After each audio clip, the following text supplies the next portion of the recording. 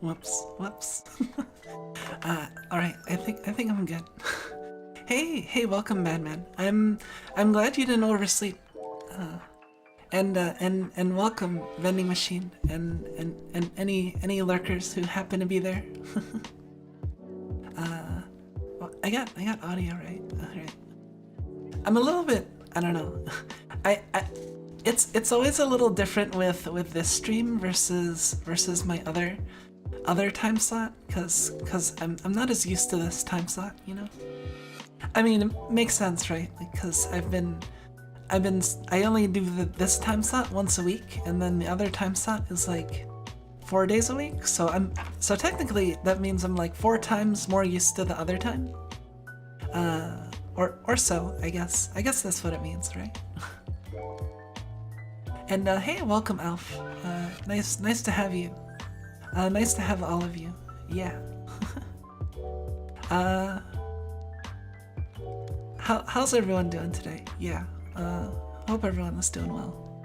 I'm doing pretty good. I did have kind of a headache, like last night. I don't know. Headaches have been bothering me a little bit more. Honestly, it might be because of the changing weather, you know, because we are reaching that time where the weather is shifting somewhat substantially, you know, with the fall coming. So I think my body is still adjusting a little bit. Slightly tired. Yeah, I'm usually a little bit tired around this time. I don't know. I do like having this time slot though. It's a nice change of pace, and it's a nice way to start my Saturday morning, you know.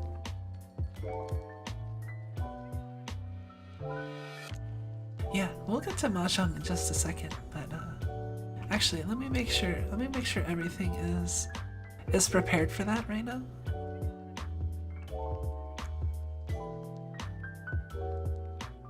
Yeah, I should have prepared things a little bit better. Oh, yep, I gotta make sure to silence my phone.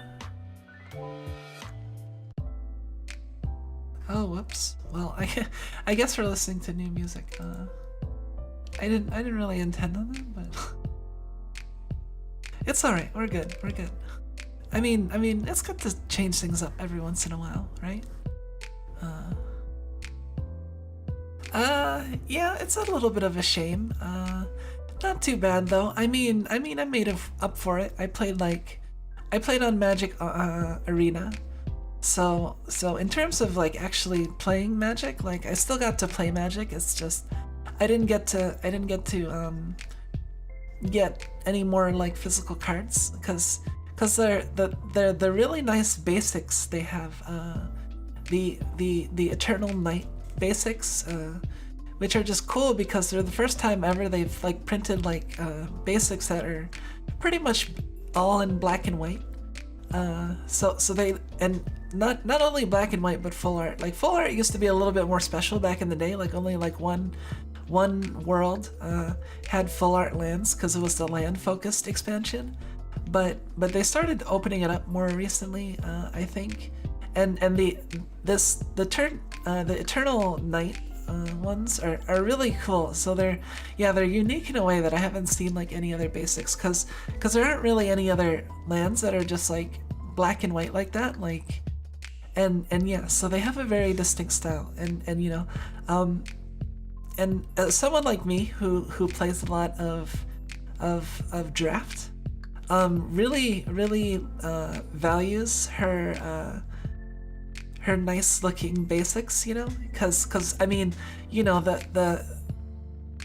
I think most people, or maybe I don't know if most people, probably most people honestly, probably just rely on like the provided for lands when it comes to drafts, you know, because they're not as prepared, and you know, they don't think of it like as much of like a bring all your tools. But when I go to a draft, I have like my whole draft set prepared, which includes it's all like contained in like one box, you know, and it basically has like, you know, my pencil, place to note life, my deck boxes, and also like my collection of cool basic lands. I have a bunch of like Texas ones from one of the Zendikar sets, and yeah, and because the thing is that, like, you know, a lot of people just use like whatever basics that are provided for by the store, but you know, it's another swag thing entirely when your basics are like custom picked by you, and you don't have to like give them back, and you know, and that sort of thing. It's just an additional, like, I don't know, and it just feels better. You don't have to worry about like taking lands and having to return them, you know, right after the draft. You can just pick up and walk off, you know, because they're all your cards, right?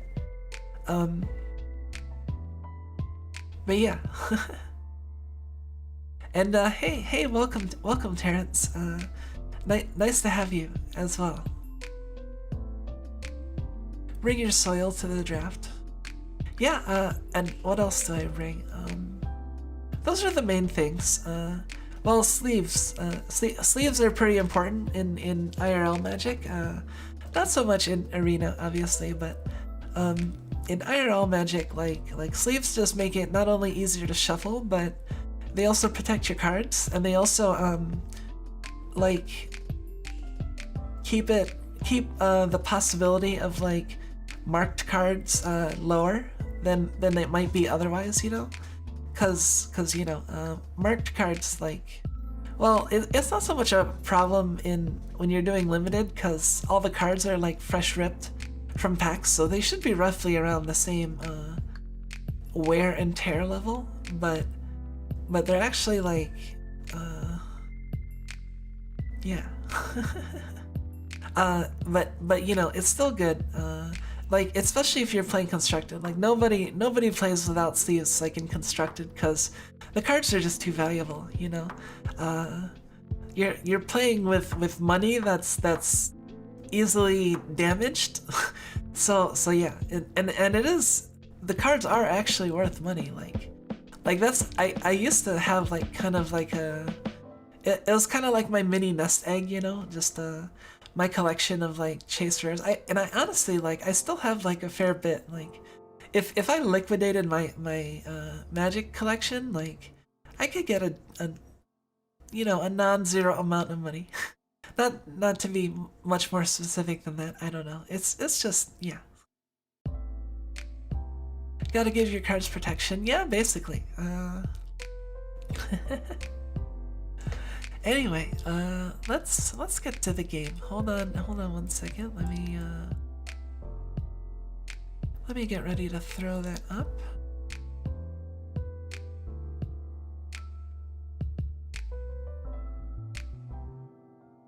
Yeah, I think I don't know.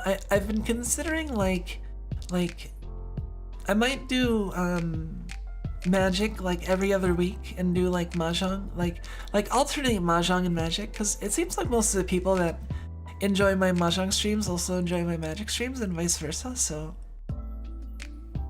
it doesn't seem like it'd be too bad if I switched it up, you know? And I do like to spend time on both games, so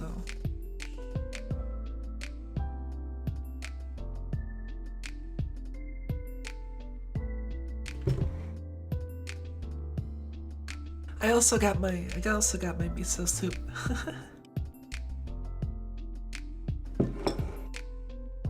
Thankfully, I have some of the brand that I like, and yeah, it definitely tastes better than the low sodium version. I thought it was a different brand, but they're actually the same brand. It's just the low sodium version tastes so much like more bland and not as strong and worse, and it even seems like they skimped on the garnish. compared to the non less sodium version, you know. It just tastes like fundamentally different. It's weird, and it's not my imagination either. I've gone back and forth between the two over the course of the past couple days, and you know, just trying to figure that out. Wouldn't be on a stream without some miso soup. Yeah, it's become kind of a mainstay to my streams these days, and honestly, like, you know, it's just good, like, having, because, you know, I think anyone that has probably streamed for any amount of time will know that, you know, it does strain one's voice a little bit to be constantly. I mean, I guess for people like Corone it doesn't as much because she can do like a 24-hour stream and then have a stream like the next day and her voice seems fine. but you know, I think for a lot of people like you know, it's the constant talking is gonna might wear you down a little bit, you know. Cause yeah. How's Blasphemous been going so far? Blasphemous has been going pretty well actually. We're almost done. I think cause we've been getting a lot of the last stuff in the game, you know, like I think we have almost all of the prayers and we got all the rosary beads. So we can equip the maximum number of things now. Those beads extra, and we're like one bone away from completing Exodia. Yeah, the bone collection, you know. There was only one spot that wasn't filled, so I'm really curious what you get if you get all of Exodia. I'm hoping like, you know, it's something cool. It might just be Tears of Atonement, but you know, if it was just that, it'd be a little sad. But I'll make do. Besides that, what else? Yeah, and we're like exploring the final area, and I got the relics that enable me to like traverse to different basically get all the areas I missed, because I don't think I have any like I'm not missing any abilities that affect my movement, so theoretically I should be able to get anywhere in the game that's goable, you know. And yeah, so last session was a lot of like wrapping stuff up, getting various items that I was missing or I still needed, you know, and yeah, it was pretty good. had some really silly spike deaths, which I think people always get a kick out of. Man, this Exodia requires a lot of stuff to put into play. Yeah, no kidding, it's Exodia, you know, I don't know, the Exodia joke is always funny to me, because although I never played like Yu-Gi-Oh personally, like it's just, some of the CCG stuff is like kind of universal, you know, like good top decks and Heart of the Cards. Like I've definitely been like Heart of the Cards before, like drawing stuff, just jokingly, you know. But anyway, let's start out Mahjong, since of course we can always chat while we're doing some Mahjong Soul, right? I just want to make sure I'm not forgetting anything. Oh, gotta that. And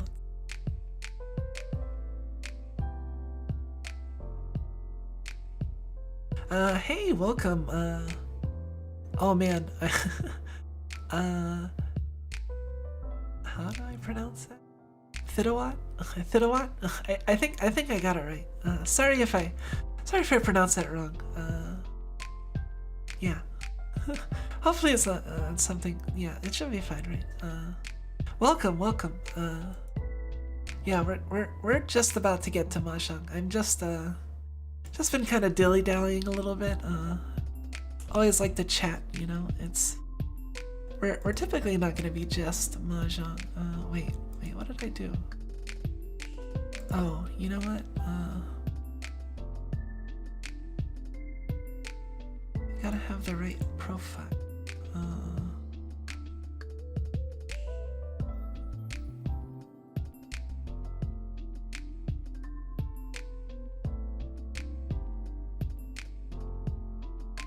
Alright, let's cut out this music.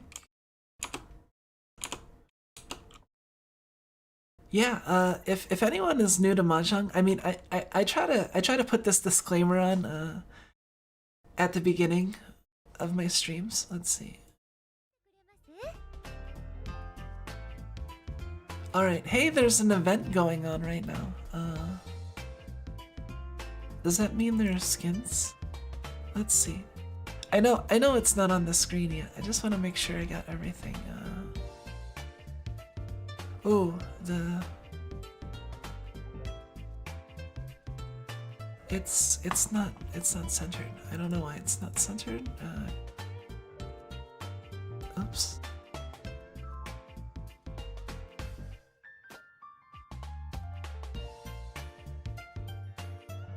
I don't remember moving this. That's weird.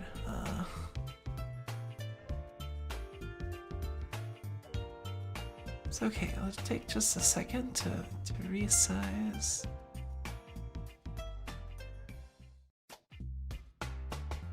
Hey, welcome, Raven's Lofty. We are just about to get started with some Mahjong. I'm just making sure yeah, we should be in. How's the audio for everybody? Is it loud enough? Is it not too loud? You know, that sort of thing. Something about this music got me thinking about Senran Kagura. You know, this game has a lot of I think like references to, you know, to a certain degree. Okay, sounds good. I still have Xenia active, cause you know that Yakuman was still pretty great that we got. But let's start off with someone else. We don't wanna wear out Xenia too quickly. Well, since it's almost the end of summer, how about we use either Haruna or Chiori? Very, very cute, very cute. I love the cosmetics and the characters too much. Like, I feel like they all kind of represent like an aspect of me, you know. Yeah, this like more of my housewifey aspect.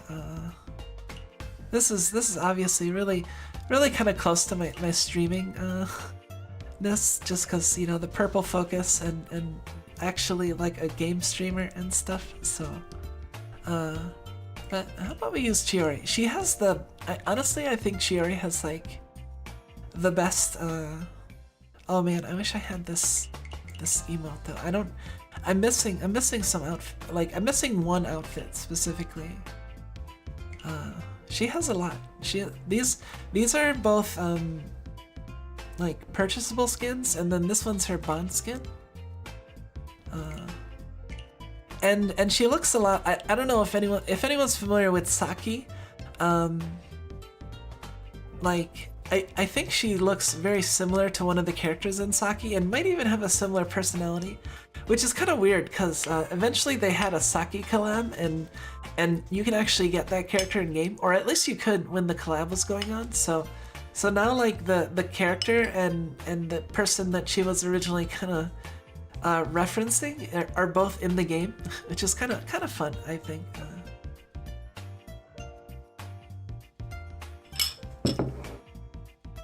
Yeah, Chiori has a lot of which one?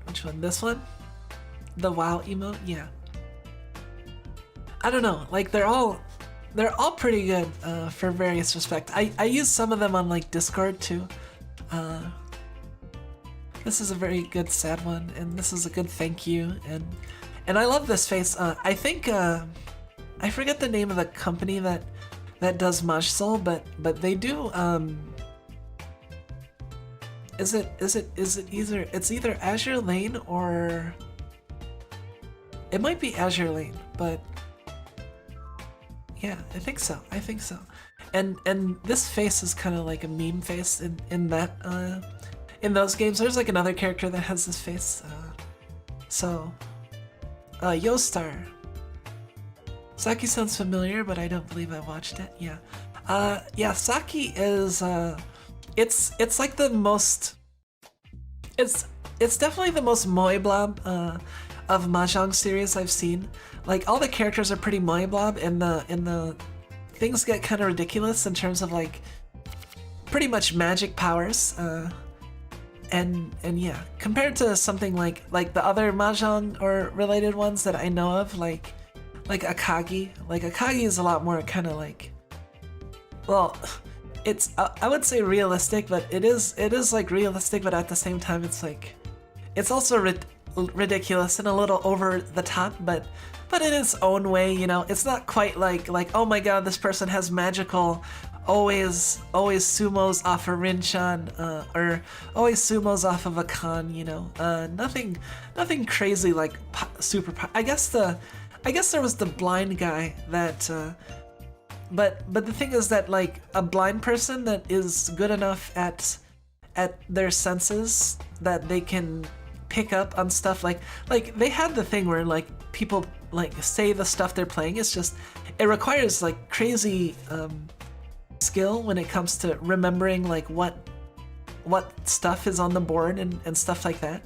But that's actually like understandable. Like as someone who's studied like humanity and like psychology and all that stuff, like that's a lot more reasonable than like magic Saki powers.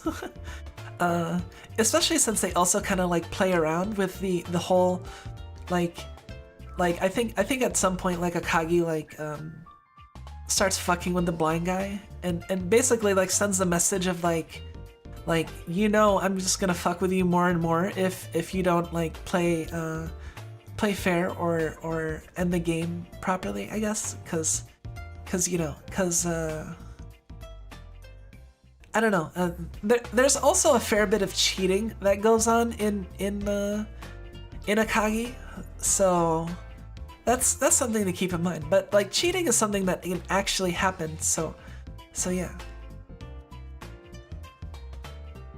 They did Azure Lane and Blue Archive. Hey, welcome, Michael.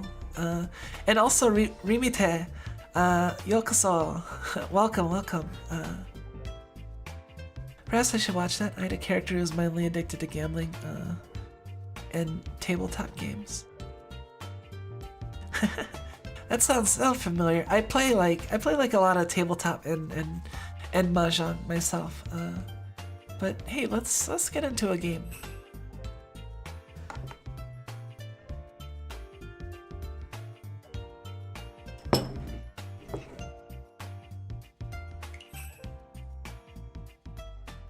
That's the nice thing about this time is there's a lot of people playing at this time of day, which is pretty cool.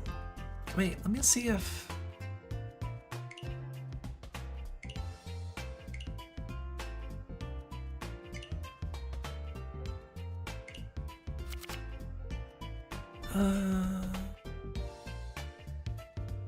yeah, they're having an event, but it's not like one of the big events that has like a bunch of different skins associated with it.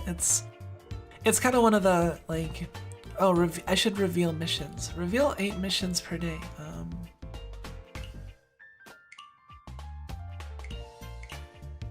Right, I should do this first.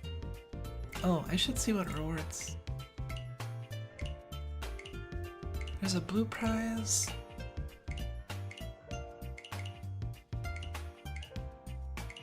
That's a blue prize. Oops.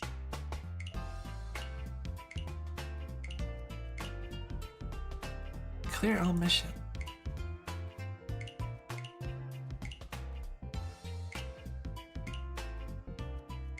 Three games with Richie. Win a game with half flesh or full. Yaku that's 2 Han or above. Oh wow, 18 attempts left. I can just reveal all of these, can't I?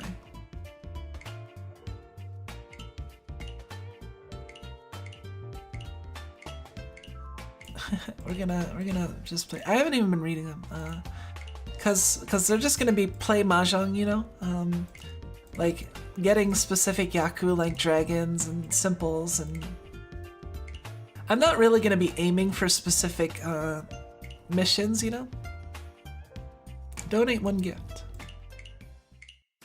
I guess a few of them are not actually mahjong. Avoid dealing into 8 games. And some of them are also duplicates.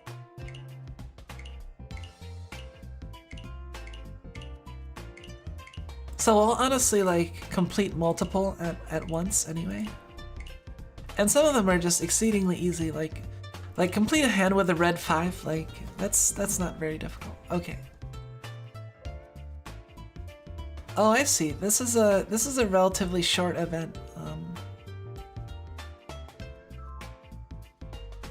Blind character. I should specify. Oh, yeah. I mean, I think in general, like the whole sensation and perception is one of like the interesting topics to me in like psychology. So I think the idea of like people that have are deficient in one sense can make up for it in other sense, and also like the ability of having good memory is all really cool. I really enjoy when stuff features that, I guess.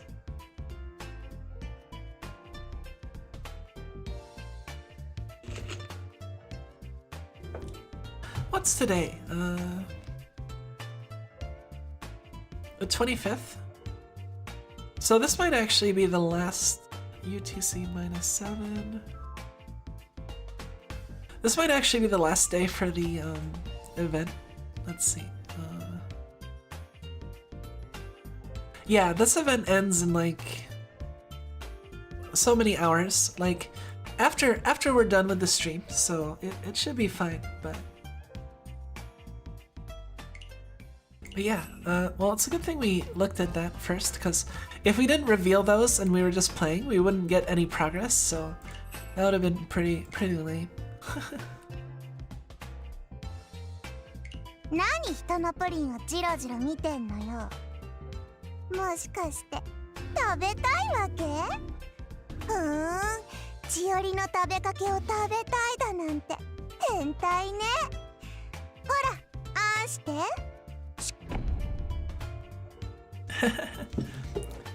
She thinks it's perverted to share, to want to have someone else's pudding. I don't know. That's like pretty low on the perversion scale to me.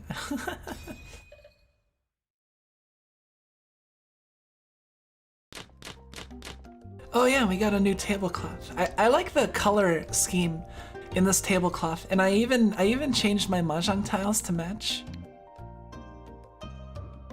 It's very nice. The other one is nice too. The Chiori. Well, I guess we should be using that one because we're using Chiori. Summer Chiori. So it's like sharing food is lewd. Well, I mean, it can be lewd. It can be more. Oh, hey, we got a. So we might still get rid of these. Although at this point, there's not really much of a point to, because we're probably gonna go with this Yaku.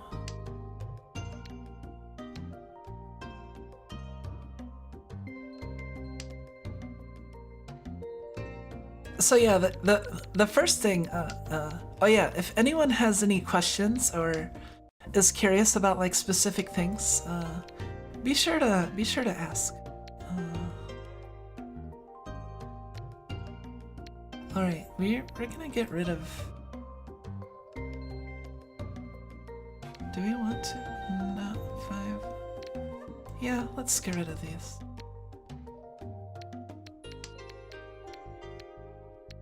Because honestly, having these is not gonna. We're not the West players, so it doesn't really help us to have like a group of Wests really, unless we're going for something like half flush. And this gives more potential because we got 6-8, 6-7, and 7-8.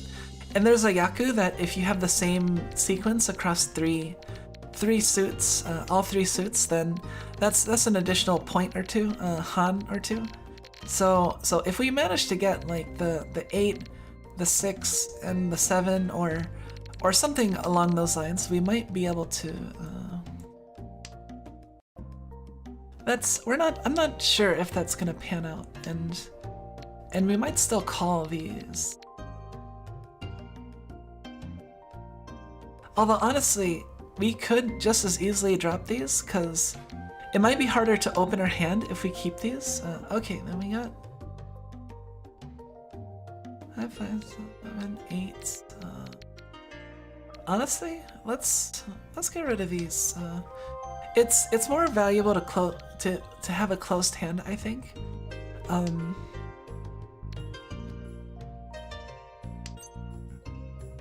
Pawn, skip.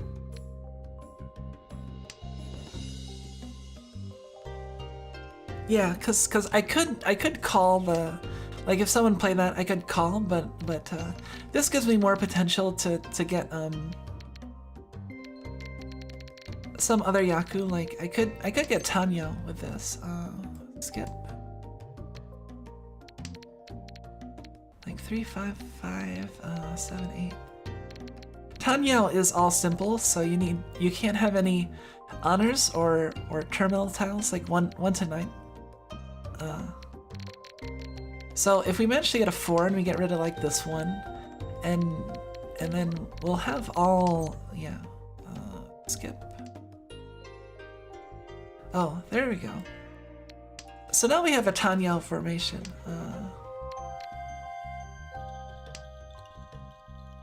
I actually was wondering why it's called, ooh,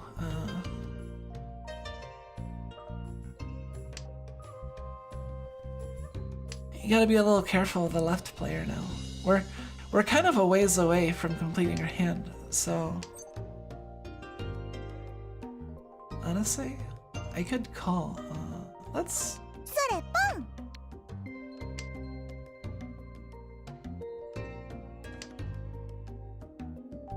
We're getting close to the end, so let's see. 3.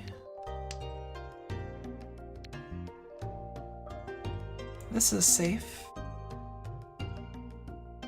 We're pretty much going for Tanyo now. Nope. Oh, that's good. Yeah. We'll discard a 3. Hopefully it's not wrong. Okay, we can actually win now. We just need a 5 or 8. Hopefully this is safe. We got 2 Han. That's not completely valueless. It's not gonna be a ton of points, but oh geez. Skip.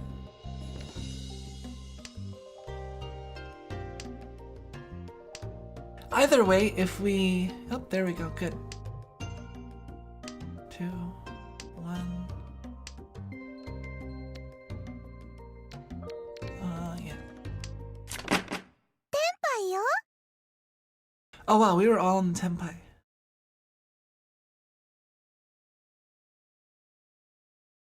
So, nothing changes.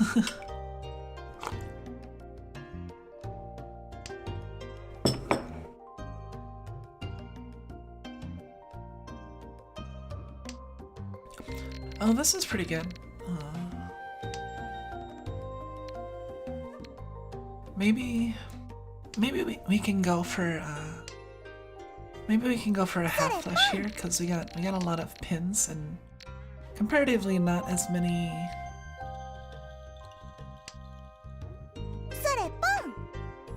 Oh jeez.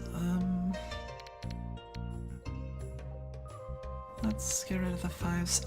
Gotta get rid of the 5s early, if we're gonna get rid of them. So we might even have a full flush here if we get enough.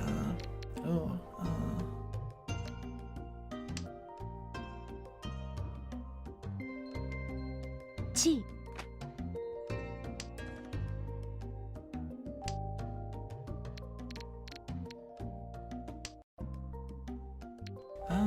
That's. G. So we got 1, 2, 3. We just need more pins. We're actually in good spot. Because if we get any of these honors or we get more pins, then we can. You know what? Let's go for a full flush.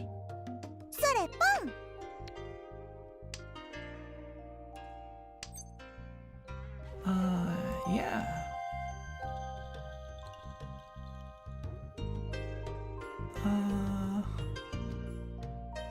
Do we want to call? Yeah, we'll call this.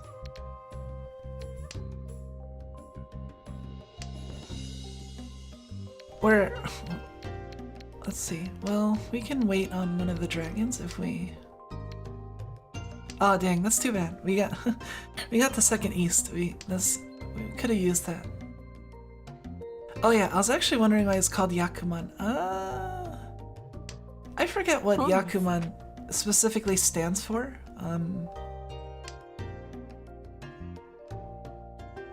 Yeah, I'm not actually sure. I would have to look that one up. It's kind of obvious I'm going for a full flush because I haven't discarded any pins. Although I guess it's not. Well, it's pretty obvious because I have 2 pins and I haven't discarded any pins, so it's very likely I'm going for. I should probably discard these soon because they're. Yeah, that's let's see, we can. Which one should we keep? Chun or let's keep the Hatsu. Oh, I guess that was a good keep. Because they had the Hatsu, or they had the Chuns, so let's see if someone drops this. If we get another pin, we'll probably drop this Hatsu. Although it's a little dangerous for this person. No. Oh. Dang, they had a half flash. Well, at least we didn't get our points taken. Hey, we're in second.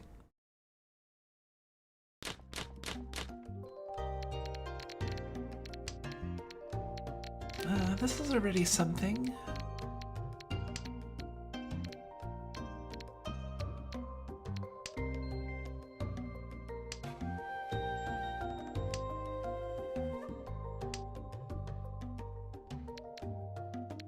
Yeah, in regards to sharing food as lewd, I don't know, sharing food is like... Well, I guess when... Compared to the spectrum of like lewdness when hand-holding is included, I guess sharing food can be pretty lewd in that regard.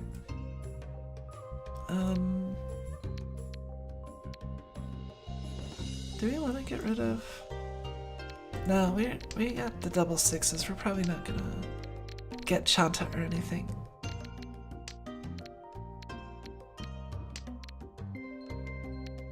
That's...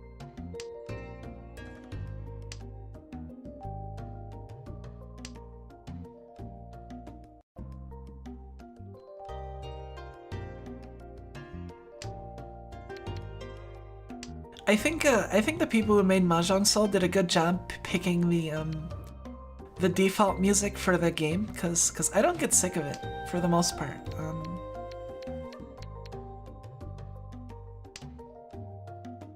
Sharing food is pretty normal. I said it jokingly, but can't think of a situation where I ever thought that. Yeah, I mean, I figured.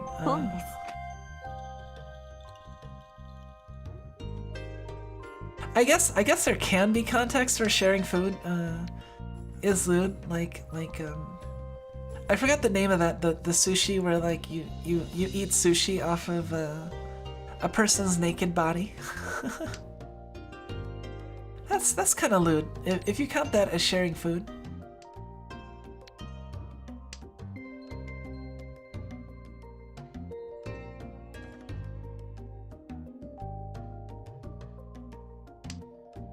I still don't understand that.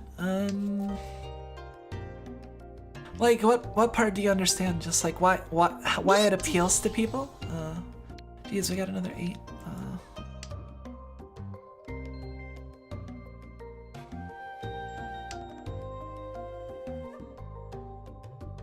Oh, the Suge is favorable to us here, but that might be a trap.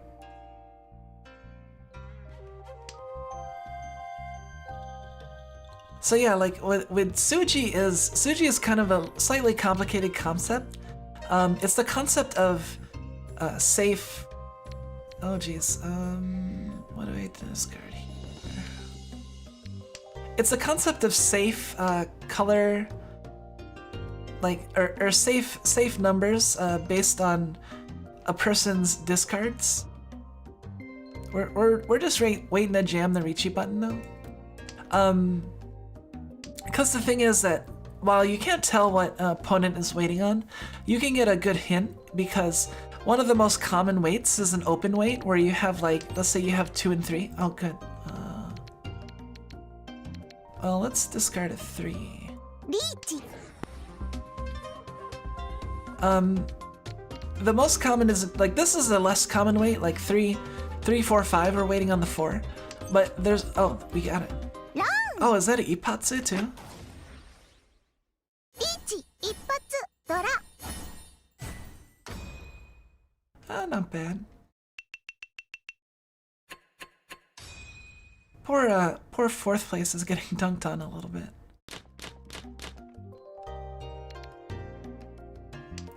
As I was saying, because the most common weights are open weights, where you have like a 2, 3 and you're waiting on a 1 or a 4, you can look at someone's discards and have a better or worse idea of what their weights will be, because there's a special Furiten rule, which specifically if one of your weights is in Furiten, then all of your weights are in Furiten.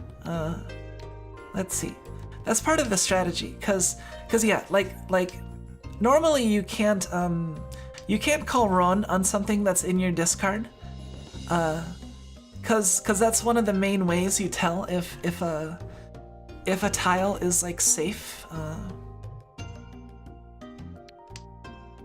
Oh wow, we got 2 concealed pairs already. Oh, that's interesting. We could get another Yakuman, but hey, that's Chi? No. 3, 4, 6. That's.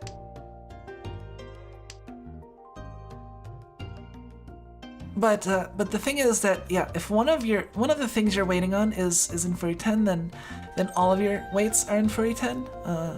So if you're waiting on like, if you have like a 4 or 5 and you're waiting on a 3 or a 6, and I see the 6 is in your discard, then you can't call Ron on the 3. That's although it could still be a different kind of weight, like a closed weight, then the rules don't apply the same. This might be a little over people's head if you have no understanding of Mahjong at all. But yeah, that's one of the strategies of, well, how it started and why people still do it.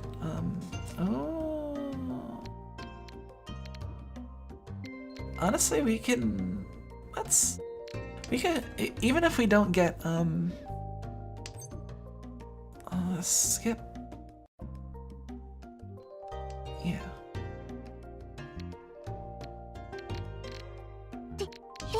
Two concealed pairs is already a decent Yaku. Or 3 concealed or 3 concealed triplets. Sananko. Someone's in Richi already. Oh, this is a live tune. Let's go for it.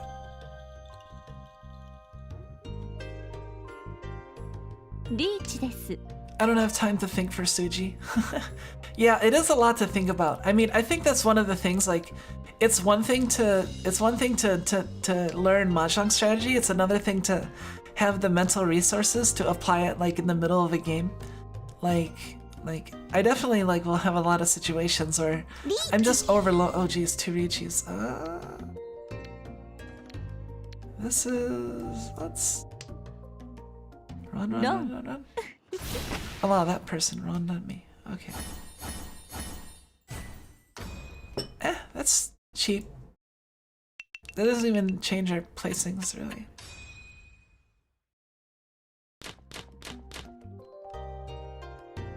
Oh, that's a little unfortunate. We had a good potential for that hand.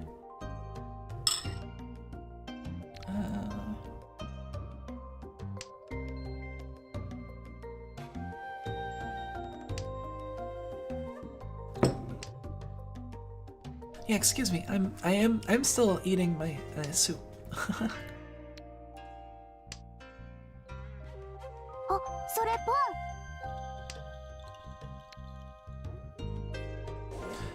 How it started and why people still do it. Yeah, honestly, I think it's because, you know, feudal Japan, they didn't have the internet, And you know, if I didn't have the internet, I'm sure I would do weird stuff like eat sushi off of people. Or at least, you know, someone like, you know, a bunch of people eating sushi are like, hey, what if we ate this off of a person? Like, oh shit, why not? Like, you know, and who knows, maybe the, you know, I'd imagine it feels pretty interesting for the person, like, having the sushi on them, you know, kind of like, depends on, I guess, what floats your boat or what stuff you're into. Hey, that's pretty good.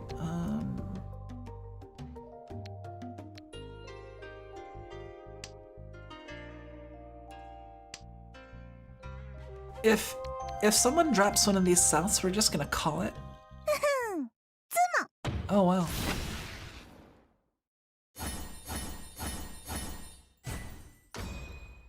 See, that'll help. See, no matter how badly you're doing in Mahjong, there's always a chance of pulling forward again. So you should never give up, honestly. I mean, yeah, there are long shots, and sometimes you want to minimize your losses, like, you want to just avoid getting last place because you lose the most rank points. But sometimes you gotta risk it and just go for it.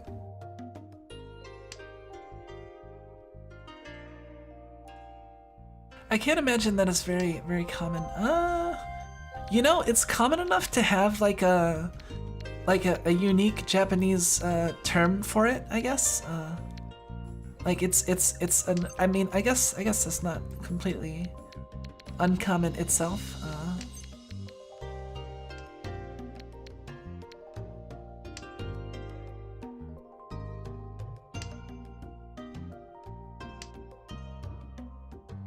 I don't know, kind of sounds like it would be fun, but I'm not very good at sitting still for long periods of time, so I feel like it'd be cool for the first like 5-10 minutes, and then be like, come on, finish your food, so I can get up.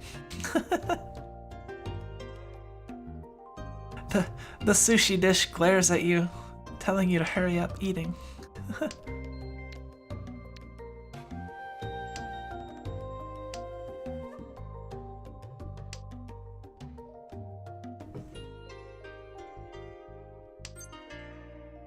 Pawn, nah, that's not worth much.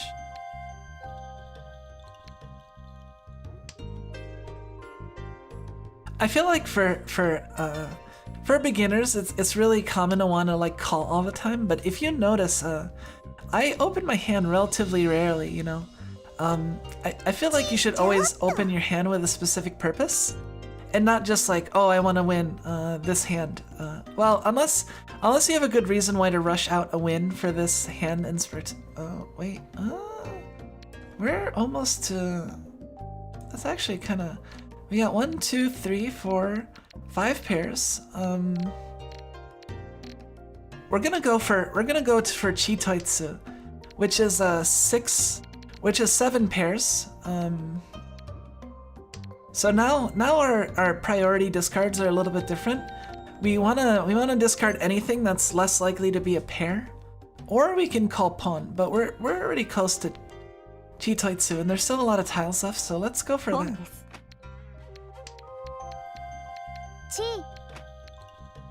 So as you can see, that when you scroll over these, they light up depending on if any of them are live,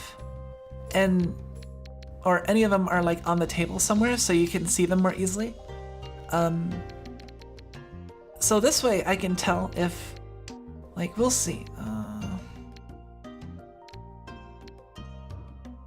So if I just discard the ones that I see have the least amount of tiles open, then because right now we're basically trying to make a pair out of the last 3 loose tiles, because if we make a pair, then we can be in Tenpai, because we can declare Ichi, because 7 pairs is a valid hand, but it's always a pair weight.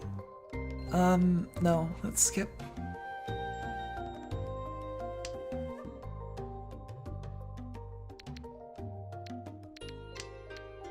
Two, 3, 4. Yeah, let's discard the 4. 234 is a valid thing, so that would be an option, but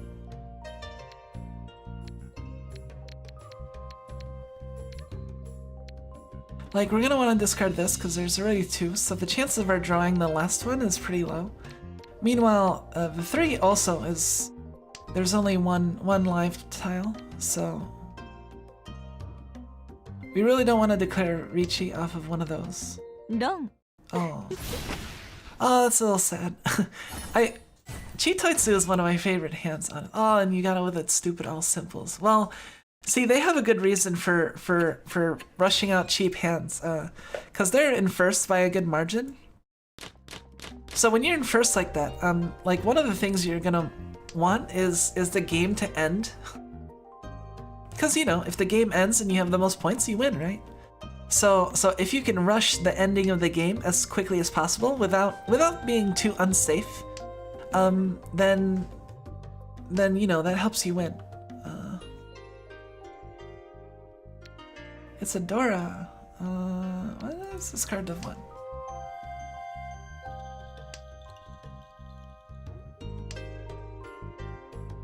So that can be a good reason why to rush out. Let's see. 1, 2, 5. That's so yeah, that can be a good reason why to rush out a hand. Also, if you're dealer, it's advantageous to just win any hand, even if it's cheap, because if you win as dealer, you get to repeat the skip. You get to repeat and stay dealer, and dealer gets more points than other people do, and also loses more points. So it's kind of a risk reward. Con. Sure, let's con that.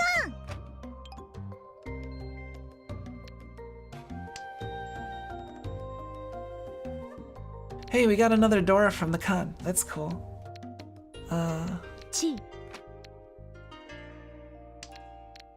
Honestly, that might be a little less smart because we're in second place, so we might be increasing the chances of one of the lower places to come back by making more active Dora. But you know what? I wanted to con, so. Oh no, we got another con.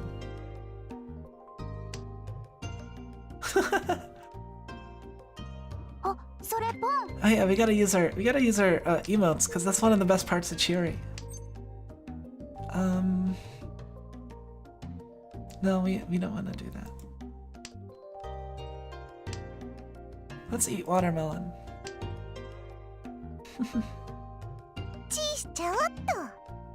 I hope Ramu Mama draws that. I'm assuming the sushi related stuff. How possible is it for you to pull first place from this? For me? Very possible, because honestly all I need is a Hanuman, especially if I'm dealer. Like I'm dealer right now, so if I get like a Hanuman, that's like what, a lot of points. Skip.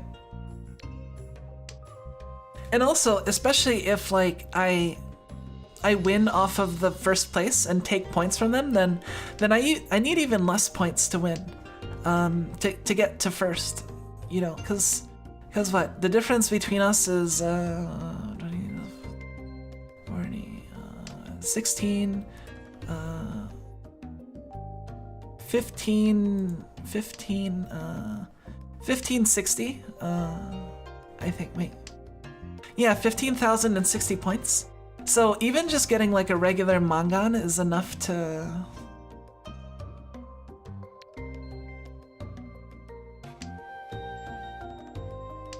This is kind of... Oh. Okay, that's fine. Well, it's a little annoying because I lose more points than everyone else, so... Because I was dealer. So, Asumo... Oh! Oh, this looks fun. Oh, we got a pair of that.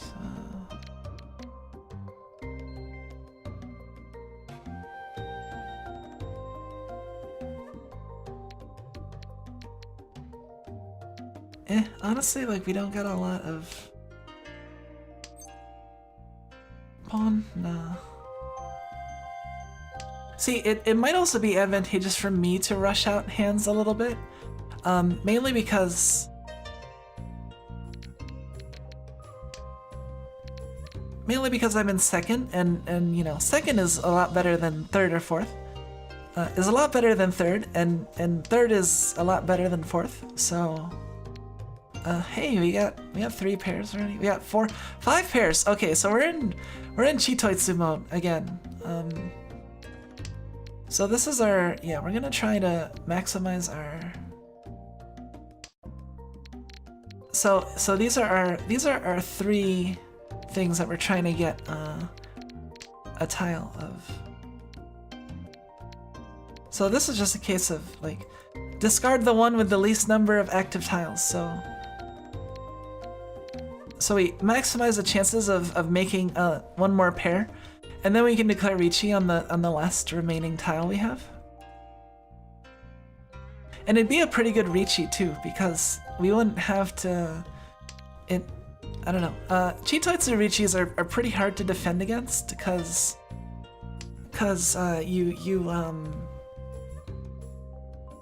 there's no way to like really tell besides like seeing what's in the person's discard. Like, there's no way to infer what the potential thing is on a Chitoitsu hand. So yeah, it's kind of, you can kind of get sneaky. Okay, we got 1, 2. Let's discard the 7.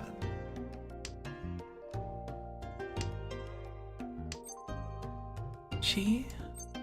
Ah, there we go. We're gonna wait on the 3 because there's 1 extra tile left, and 3 is pretty close to 4, so we should still be. I think the extra tile is worth. Oh geez.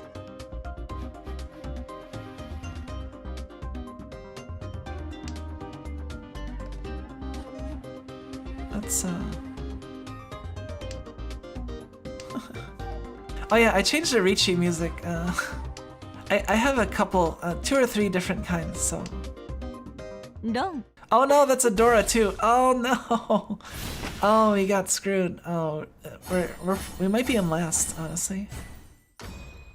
Oh, and they were dealer too. Oh geez, that's painful. See, that's what we wanted, except to them, you know. Well, it happens. Sorry.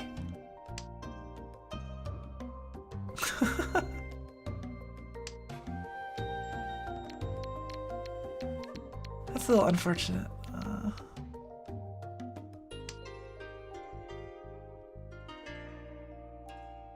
Yeah, Ramu Mama is kind of busy right now because she's working on a book for Rei Taisai, the Toho convention. 7. Oh, this is not great. So now we're in like almost last place. So now our goal might just be to not get last.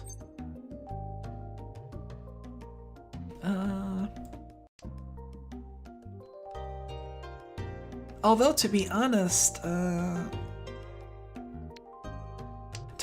we're like, we have the best chance for a comeback just because we are the last dealer, and the dealer gets more points. And you know, if you can keep winning as the dealer, you can keep getting more points until you either lose a hand or you have the most points. And once you have the most points, the game is just over. If you're dealer, and it's the South 4. Pawn? Oh, do we want to pawn that? Oh, we got a Dora. Well, sure. And that puts us in... yeah.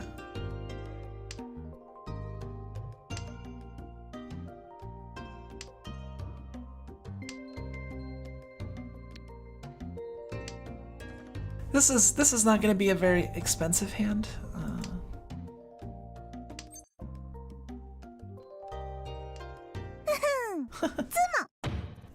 probably what, 2 Han, I think. It's gonna be like, yeah, 26 or 2,000 points, I guess. Still, I think we kind of want to get closer to dealer if we can. So let's yeah.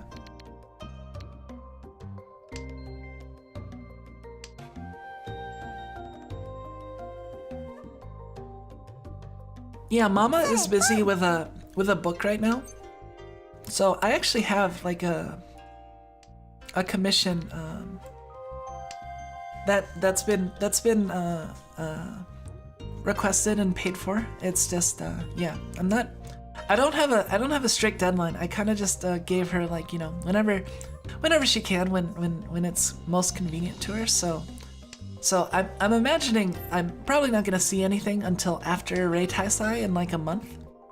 If I do see something before that, it'd be a little surprising, but you know, I'm not gonna force I'm not gonna force her to get my stuff done when she's focusing on something big that only happens like once or twice a year, you know. Priorities, right?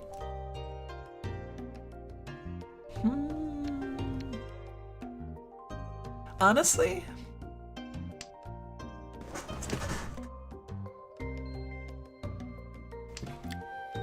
we have 4 pairs. We got a 3.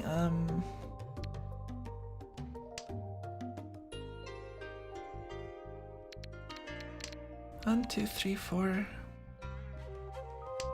We got a lot of pairs. Gee, no.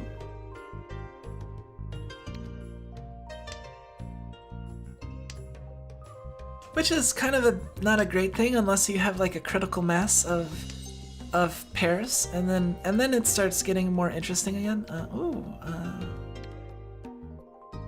That's actually. This is actually valuable for us, because if we wait on this and we get this, this is Ipeiko, which is, you know, 556677. So we're actually like close to, like we just need one of these or the 6, and then we can declare Tenpai, or we can declare Richi. I mean, ooh. Yeah, we want to keep this if possible too. It might not be possible. Hopefully we don't I'll outline the worst case scenario is if we discard it and then someone runs off of us, because they get an extra point from this. So you're basically setting it up to be painful for you. That's why discarding Dora in the late game is a very risky move, unless you know it's safe.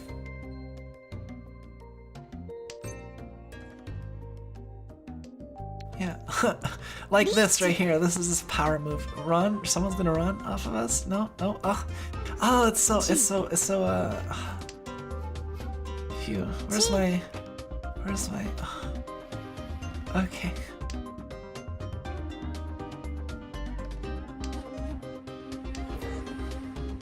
We got. Oh, come on.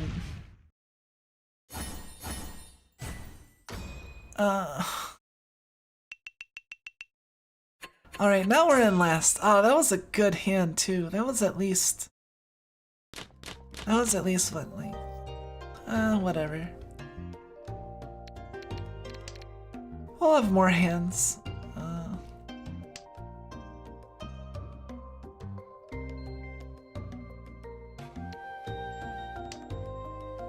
Honestly, yeah. Another thing we kind of want to be on the lookout is for any opportunities for high-scoring hands.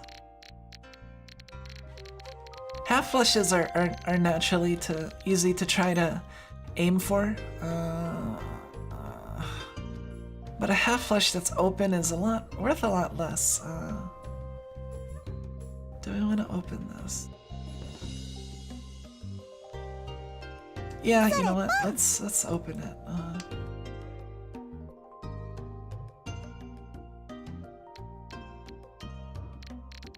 So I think we're gonna try and go for a half flush in pin. それポン Okay. That's good. チ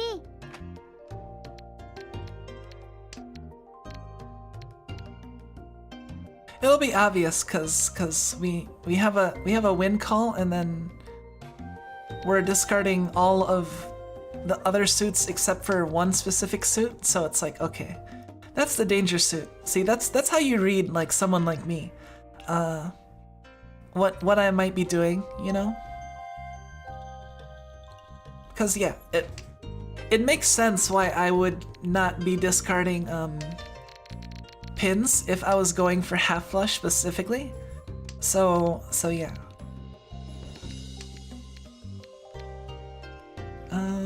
Let's discard the south.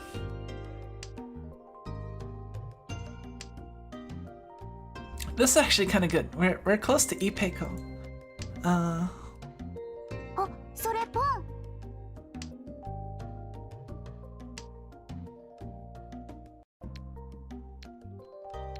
Let's discard the north.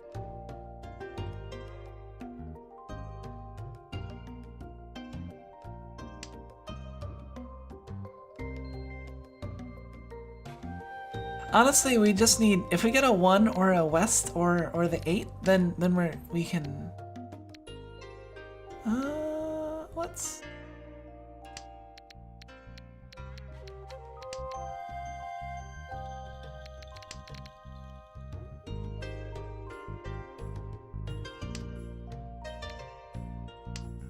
See, like if you look at my discards, I haven't discarded any pins because obviously I'm going for the half flush. So keeping any pins is advantageous to me because you know they help me have an extra yaku, you know.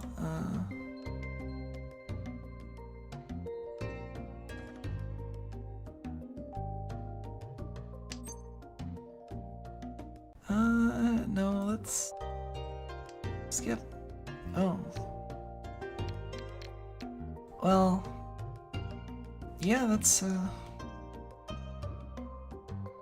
so now we got a potential. If someone drops the two pin, or oh, we just upgraded. Nice. So now we upgraded from just waiting on the 2 pin to also waiting on the 5 pin. Plus we gained a Dora. That's really good. I mean that just gave us an extra point if we win.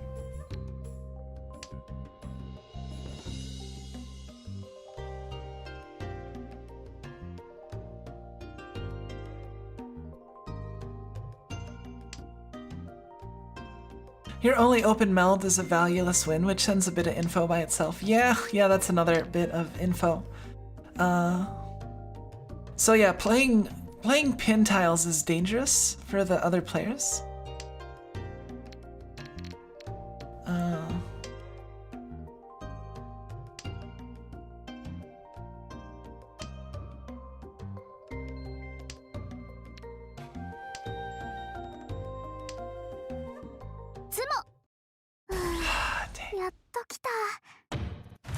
Oh, and they're dealer too. That's dang. That was a good chance for a pretty decent hand, I think. Because we would have had half flush.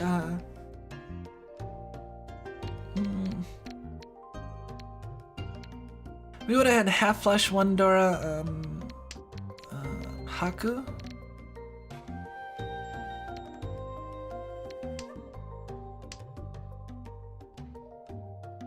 That's where some of the 5 pin were, yeah. Pawn.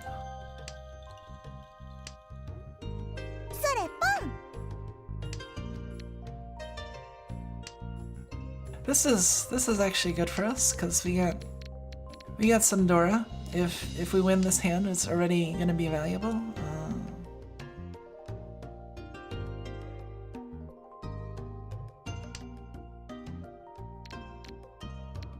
それポン。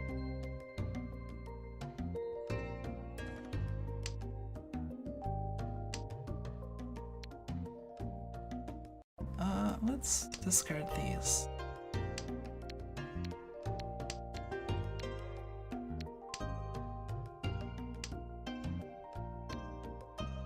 This is actually getting better for us. Do we wanna... you know, actually calling that one might have been decent because we got 3.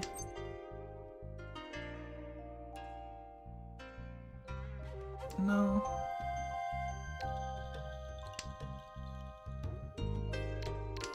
Four, 5, 3, 4, 5, 5, 6, 3, 6, 8. We are in last place by a good margin. Man, our Toyman and Shimo-chan are both doing very well.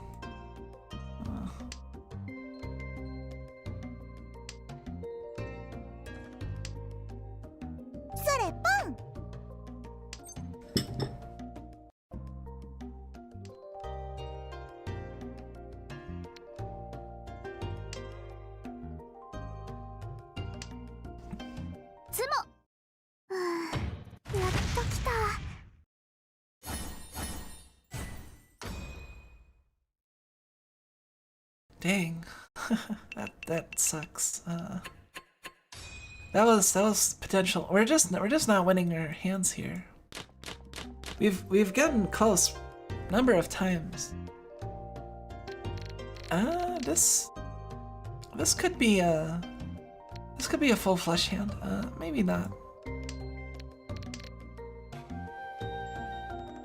See, and they're dealers, so this is the 3rd dealer repeat for that person.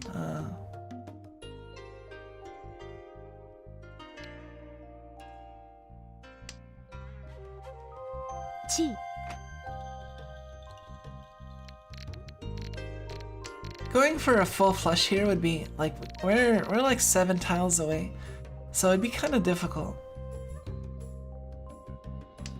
Perhaps you shouldn't have said anything. No. It's completely fine.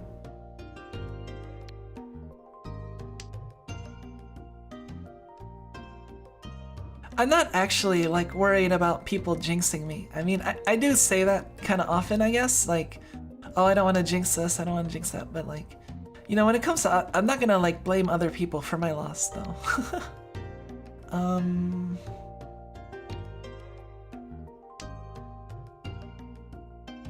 Ultimately, it's the fault of combination of my play and my luck versus the luck of opponents. So yeah. 3, 4, 5, 5, 6, 6.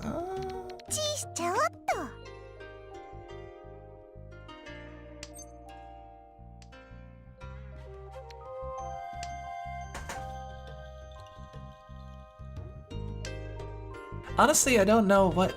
I know we're pretty good right here because we got 3, 4, 5, 6, 6, 6, 7, 8. We got like a lot of stuff, but I think. I would want this Ipeiko, if possible. But having this be the pair and this is also possible if I need it to. We'll see. If we get the 5, then we'll just declare Ricci and drop this.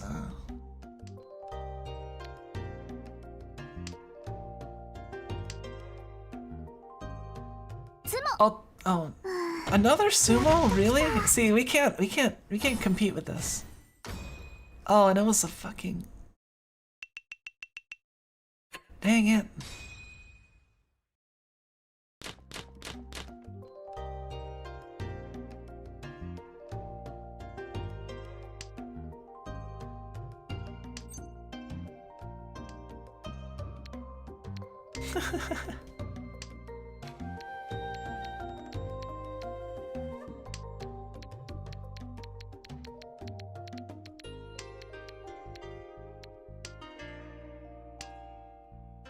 Yeah, it is a little unfortunate, I guess, but... Oh my god, Ricci the 3rd tile? What an ass. Oh, that's stupid. And they're dealer too, so it's like if they run off of either. Ugh. What the f do I?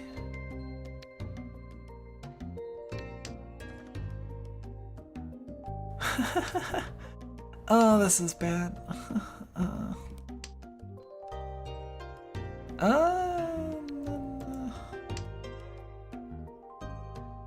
It's see, and their Ricci is so early. There's like little ways to tell what's safe and what's not, just based on their tiles. Like,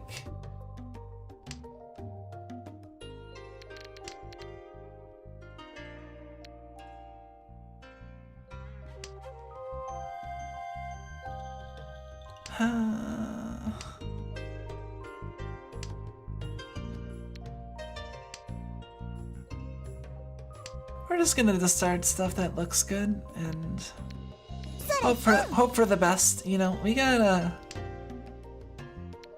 I'm still happy about that Yakuman we got like a few weeks ago. So honestly, like whatever. Ooh, and we got a con.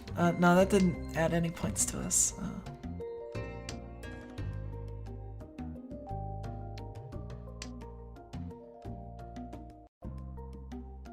Still, if we declare Ricci and like we get oh man, that's I can't call it. I got a pair of.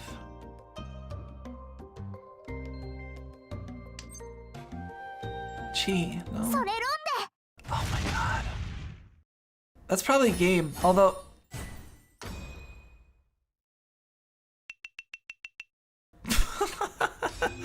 Oh my god. Well, that's good for us, cause that's.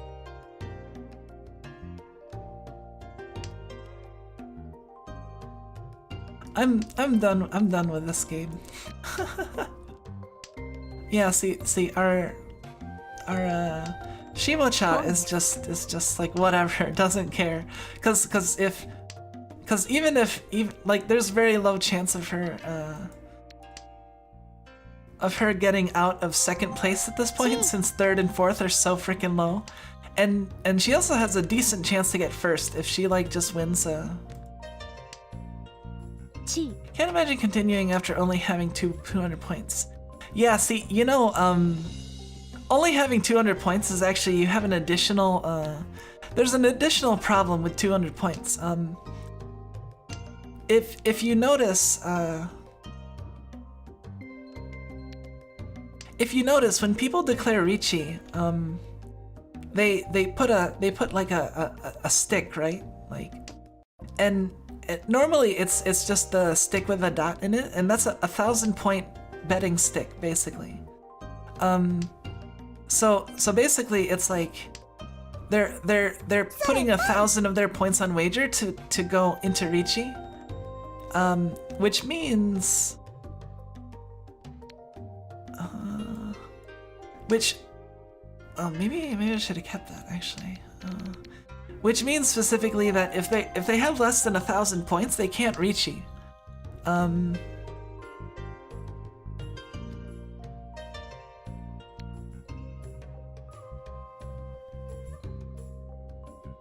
Sure, we need to get a bunch of.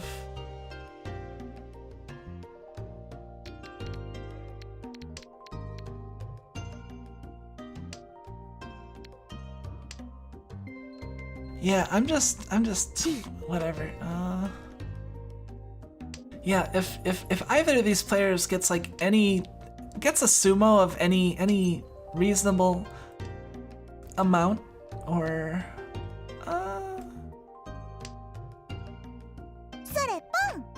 that's actually good for us. Oh, yep, there's no way the game's not over. But hey, we didn't get last. We avoided the bonk. Oof. We're still gonna lose points because we're third place and we have such a low score. Minus 28, but compare the difference. Minus 28 versus minus 124. Like they lost about as many points as our first place 1 points. for getting first. So yeah, so we dodged a bullet there. It's not terrible. I mean, look, it's like a drop in the bucket, right?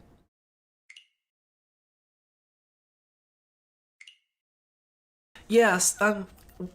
Coming back from 200 points is really difficult because you can't declare Ricci, and Ricci is one of the best ways to not only get a completed hand, but also to increase the point value of your hand, because Ricci is worth 1 Han. That's one of the reasons people do it.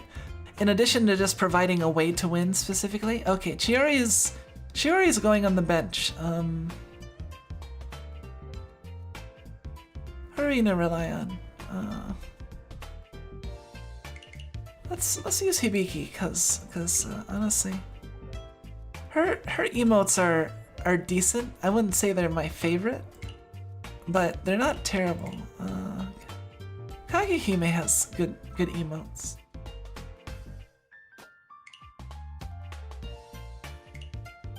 The question is, which is better, this outfit or this is kind of like you're literally flashing your butt when you win. Yeah, we gotta go with the butt flash.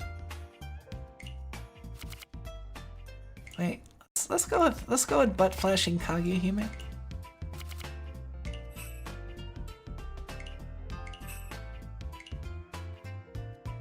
Yeah, we're also in gold rooms, so the difficulty or the strength of our opponents should be higher than it is in silver room, which in some ways is actually like better, because some people complain like, oh, I can't get out of bronze or I can't get out of silver because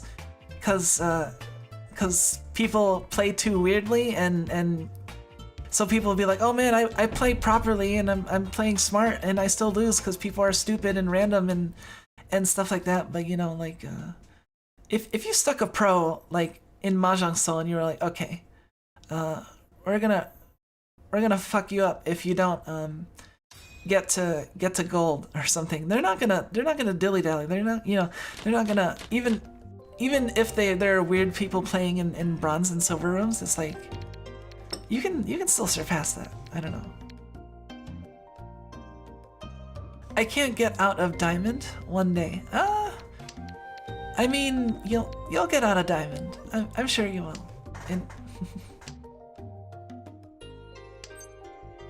In what game? In Magic Arena?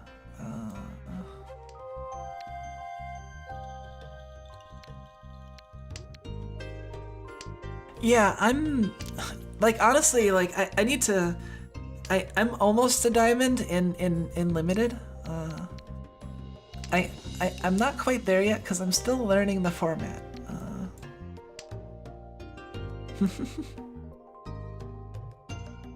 Yeah, I'm still learning the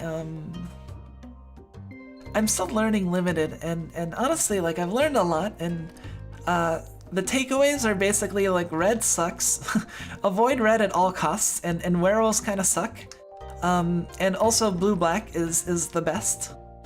Blue is just really strong, and also black is very strong in Innistrad, and white is pretty good. And then green is kind of that like has a lot of shitty commons, and red just has like issues,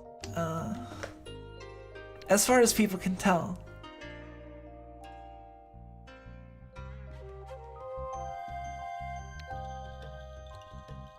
I don't want to get rid of this Dora, but I might have to. This is a new game, so we have to realize that. Let's eat carrot.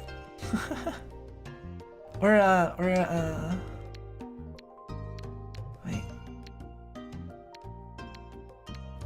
Yeah, let's drop it. We're gonna draw another Dora, and we're gonna be sad we dropped that. Watch. It's okay. Skip. Let's discard this 3.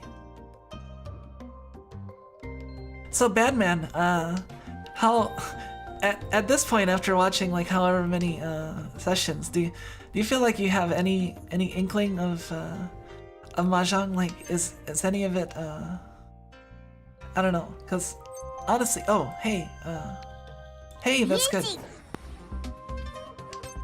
Oh, shit. It's a way to start. Richi Ipats. 一発ピンフドラ Oh, and we got Pinfu too? Wow. It's the butt.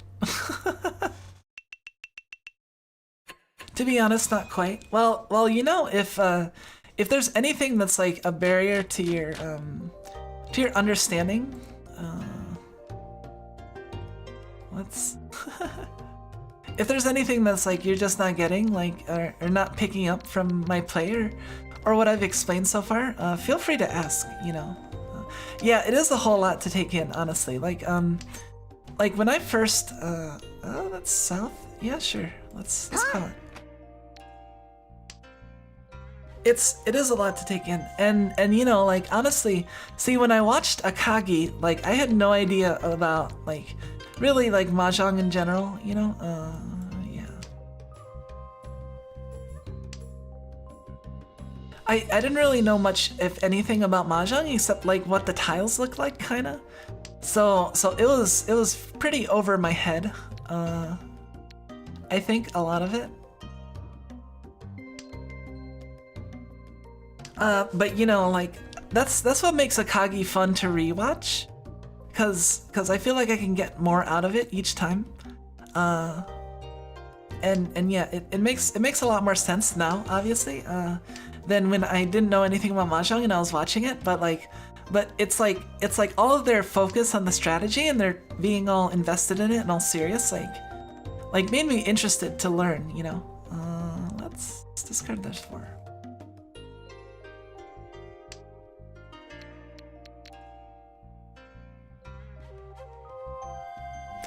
I kind of feel that way about Initial D. Yeah, honestly, like I was the time I was most into cars was when I got into Initial D, like, and honestly, I still don't know like a lot about cars. I have a family member who's more specialized in cars than I am, but yeah, Initial D like made me like, oh man, I used to try to drift in my jalopies. Let's see, what do we wanna... See, that's part of the fun of I don't know. For me, that's part of the fun of Mahjong Soul. I like to emote. I like to express myself. So giving the cute opportunity to express myself is great. Let's see. No, I don't think we want to call that. I hope you didn't get in any accidents while trying to do that. Not really, honestly. I wouldn't say I got any accidents specifically, like from finding Initial D fun and trying to do stuff on the road. Although I did try to like drift and around and stuff, but you know, the place where I'm at has snow, so that's not as like crazy, I guess. Cause it's pretty easy to do donuts in the snow, especially if you're in like a icy or snowy parking lot. Like there's very little risk, like, you know, it's just or stuff like that. There was one time that I blew out the power steering on my first car, cause I think I like I don't know, I don't know exactly why. We need to drop this. Okay, hopefully we don't. Yeah.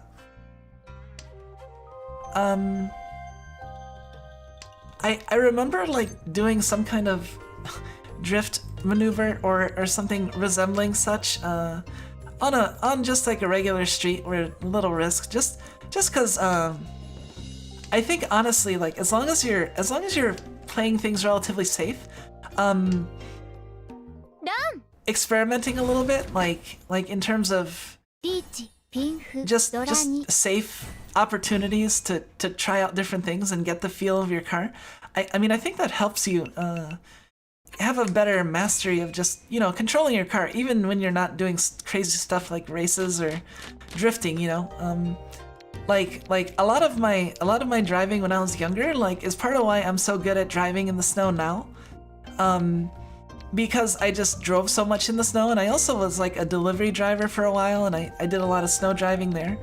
And you know, just from all the experience, like I can drive in the snow really well. Like it doesn't faze me at all. And I'm not like a crazy unsafe driver either. When I'm I was probably a little bit more unsafe, yeah, when I was like younger, but not like excessively so. At least I like to think so.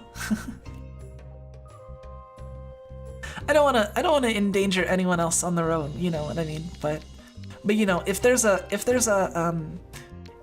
a snowy corner that I can turn and kind of fishtail a little bit, so that I can come at it a little bit faster or something, or I don't know, or not have to worry as much. You know, I don't mind that. Like, you know, that's the best way I think to explain it.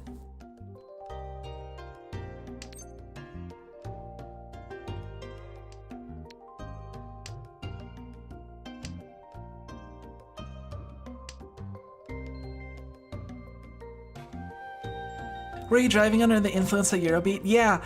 Actually, I've said this multiple times in the past, but like Eurobeat is dangerous to drive with, because I don't know. To me, it just makes me want to like go fast and be all like, I don't know.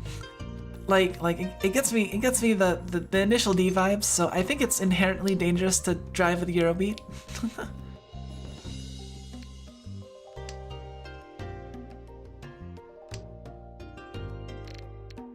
What do we got here? 1, 2, 3. 1, 2, 3, 5.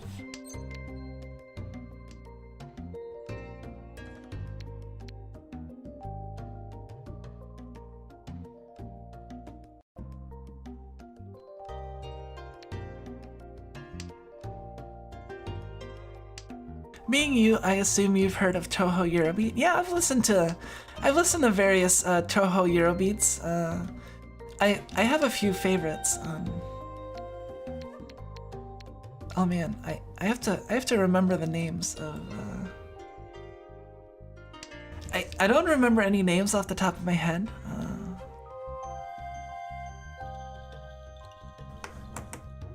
Hold on. Now I wanna search this. Let me see.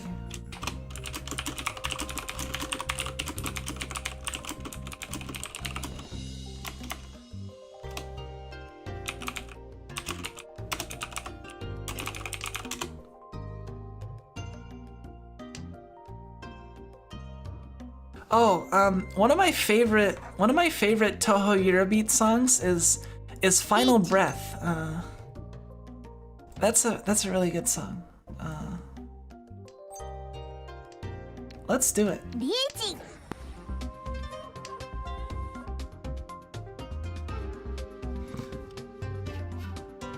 Yeah, I don't know if I've listened to that, because yeah, I don't remember any obvious like you and Owen mixes of like Eurobeat, but there's one song in particular that I always remember, and it's Final Breath. It's apparently on Toho Eurobeat Volume 4. And it's a remix of Yuyuko's boss theme. And yeah, it's just really good. The lyrics are good, and yeah.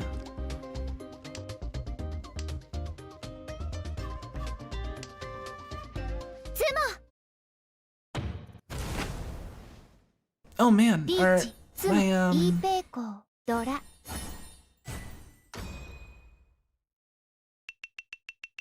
was gonna say our Shimo chat is doing pretty badly already. Very early on. It's only East 2. How? Well, I did run, but it wasn't even. What was it like? It was, I guess, like 7,700 or something.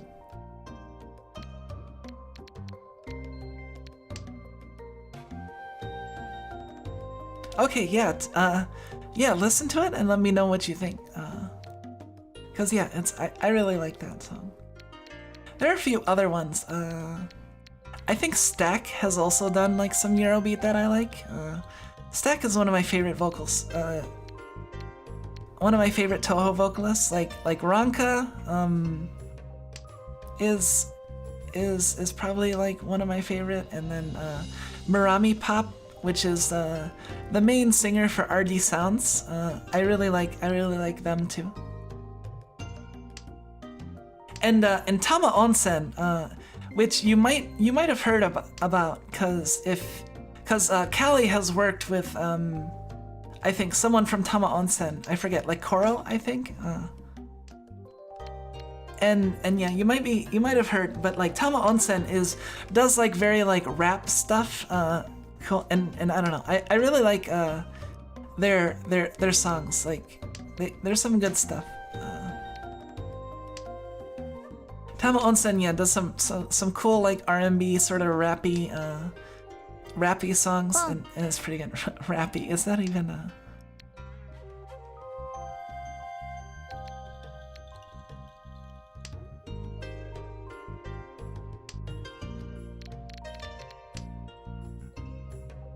Yeah, I like Tama Onsen. I know some people don't like them, because Misha doesn't seem to like Tama Onsen. 2, 3, 4, 6. Let's go turn to 9.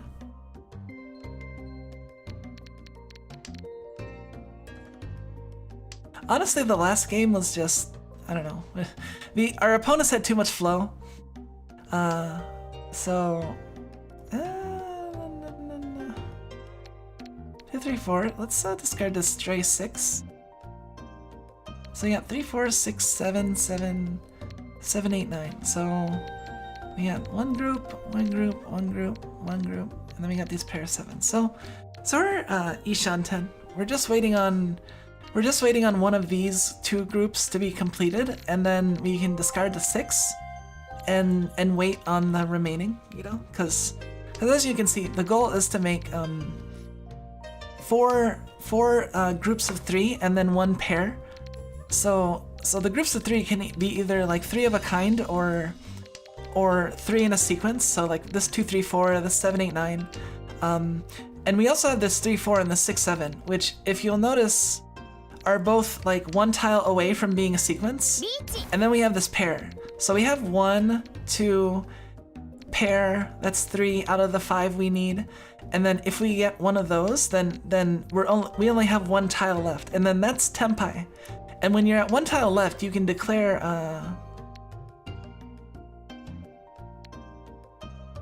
when you're at 1 tile left, you can declare Ricci, and then Ricci, like, yeah, gives you an opportunity to win.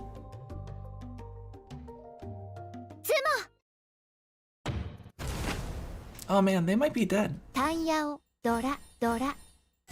Oh yeah, they're probably dead. Hey, we got second. Good job, Kaguya-hime. Your butt saved the day.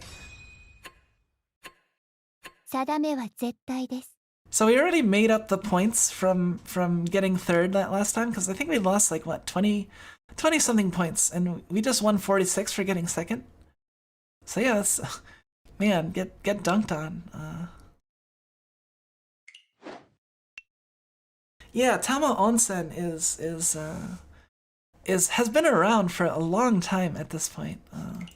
I mean, honestly, all the Toho groups like Cool and Create, Iosis. I don't even know. I haven't heard anything related to Iosis or Cool and Create in a while. So I don't know how they're doing. And RD Sounds was like, consistently RD Sounds was my favorite Toho group, because they have like the most concentration of my favorite songs. Yeah, they have a lot of really good stuff. Like anything that's vocals is probably gonna be done by Murami Pop, and she does pretty good vocals. She and Ranka are my favorites, and yeah, like Ranka and yeah, those are my main 2, I think. And yeah, Murami Pop and RD Sounds. RD Sounds is just great. I think it was like, man, I'm not gonna pronounce this Chinese right, but like Diao Ye Zong is I think the name of the stage 2 music for Toho 6 Perfect Cherry Blossom, or no, it's Toho 7 Perfect Cherry Blossom. And it's also the name of like the artist that is behind RD Sounds, the circle. Like the circle is RD Sounds. The artist is Diao Yezong, I think. And yeah, I realize I'm butchering that pronunciation, so.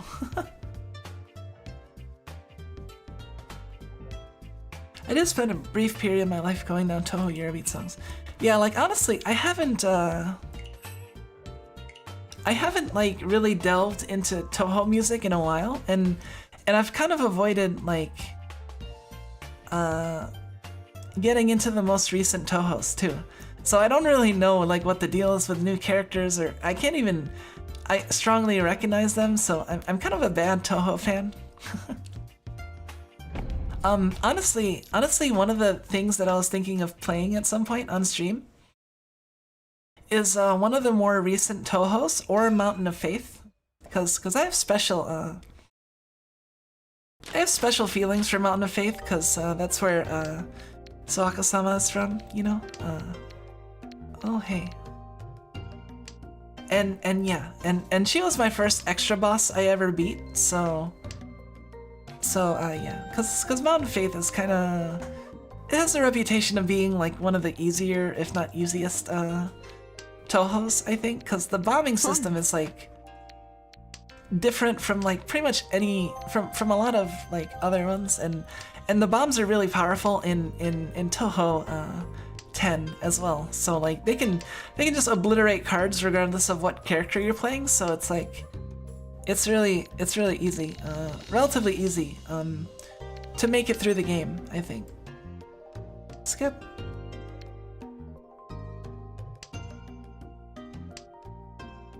So we're at the start of a fresh game.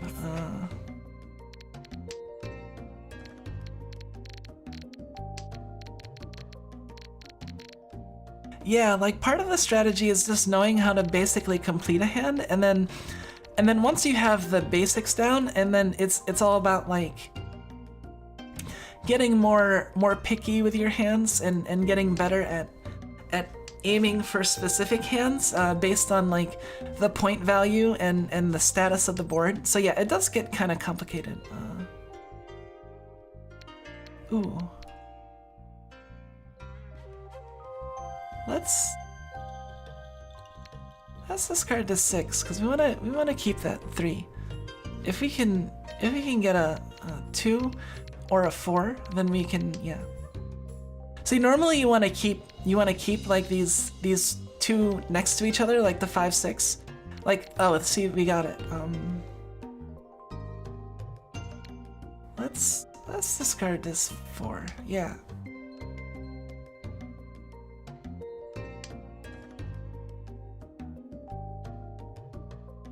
Normally you want to keep stuff like 5 and 6 because it takes 2 different tiles to make it a full group. But like, see, I went for specifically the 3 and 5 to get only this tile because this is a Dora and it's worth more points for us. Honestly, like, if we could declare, yeah, sure. We got a Dora. That's 1 Dora. Calling that automatically increases our hand size by, or our value by 1, because that's a Dora. So 1 Dora, 2 Dora plus Tanya would be 3. That's a 3 Han hand. Is not terrible for the first hand of the game if we can do it. It's the weight is a little not the best. Honestly, well, you know what? We can change this weight. Let's. Done. Oh, I guess it didn't matter.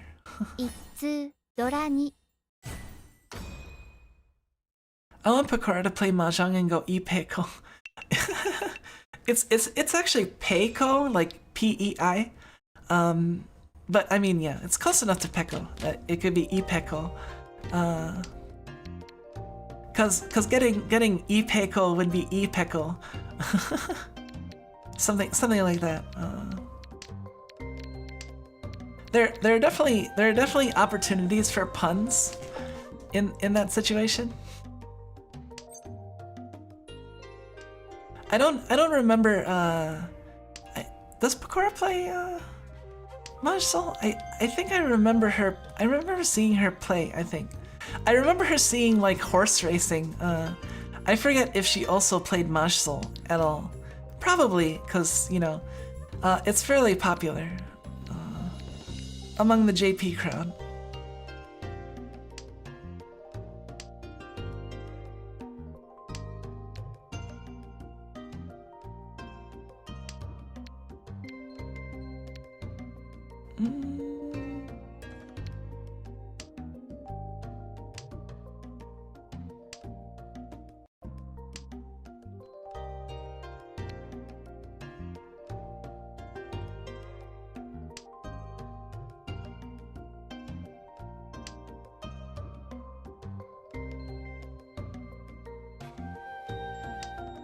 Yeah, a lot of the goal of just getting to a valid hand is knowing how to whittle your hand down. Like you want at least one pair, so having this pair is good because we need one pair at least. And then we have this meld, and oh, that upgraded to a.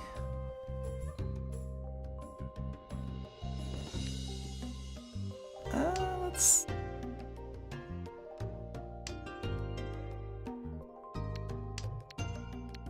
I guess discarding that would have been not great, but... Oh,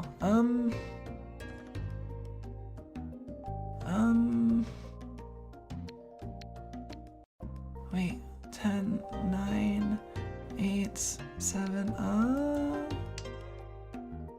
this is 1, 2, 3, 3, 3, 7, 8, 9. So now we just need one more group to be completed, either this group or this group.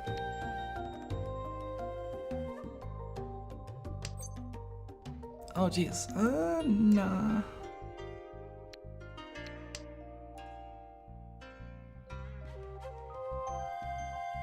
Because yeah, this is 1, 2, 3 plus 3, 3.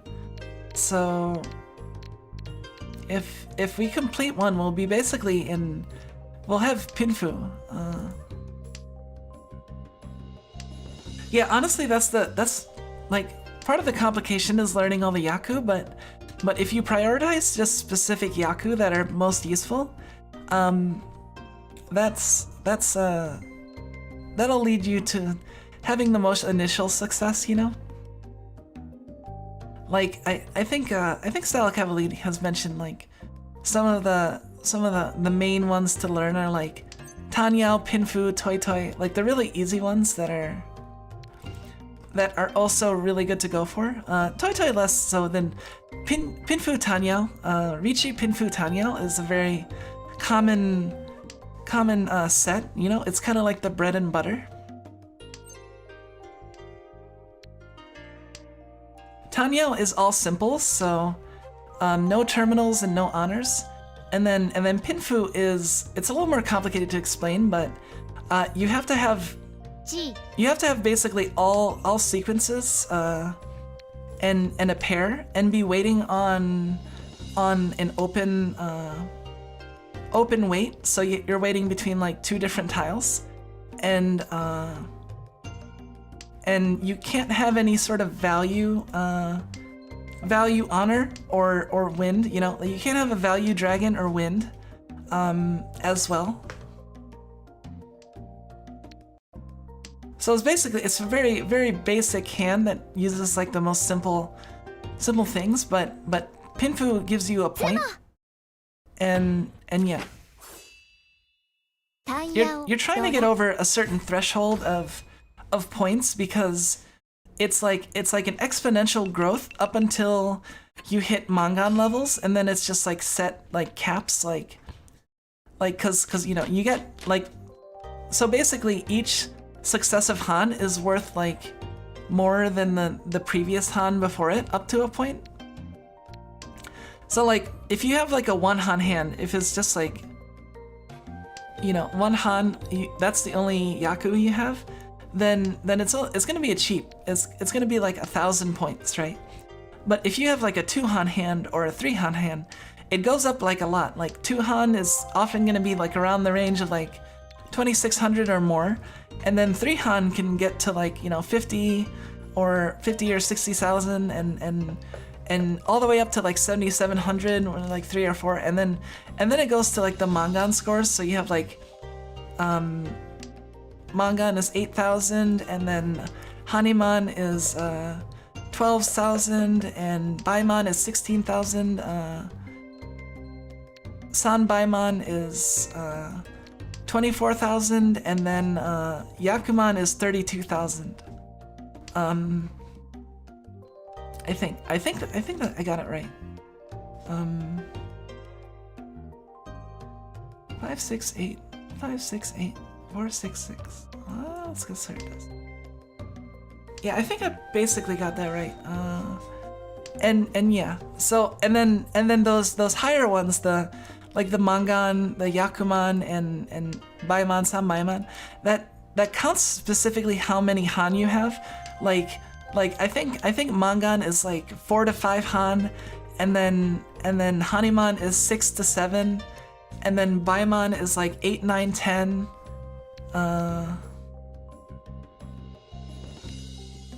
8, 9, 10 Han, I think. And then like 11, 12 is San Baiman, and then 13 Han or higher is a Kazoi Yakuman. It's not one of these Yakuman, like a specific hand. It's like a generic Yakuman, which means that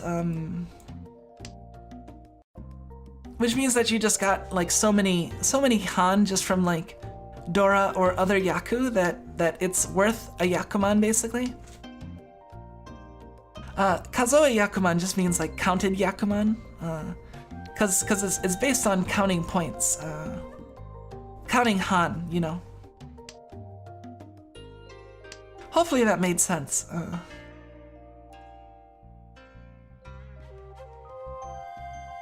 G. Yeah, I realize I kind of ramble a little bit. I don't know how easy it is to understand my explanations, you know. So.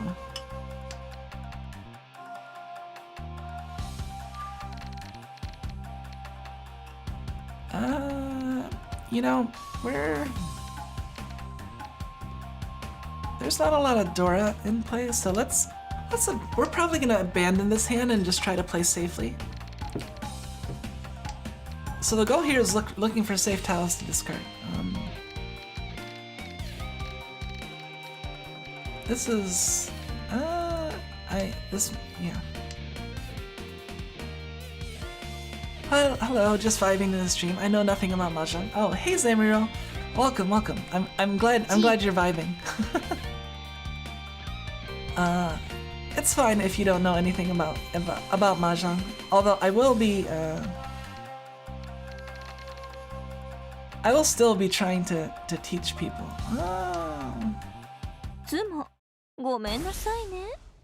Uh-oh. I think they're probably first now, and we're third now. See, it's 5 Han, so it's a Mangan, so 8,000. If you were a dealer, you get 50% more points, so it would be 12,000.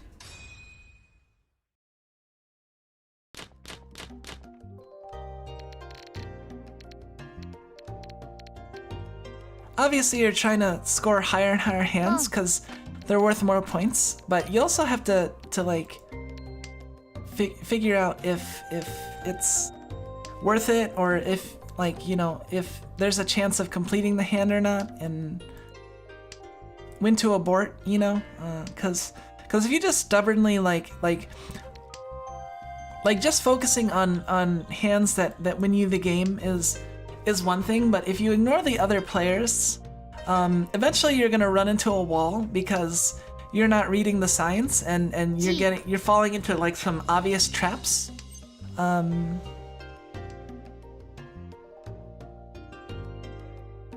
4, 5, 6, 7.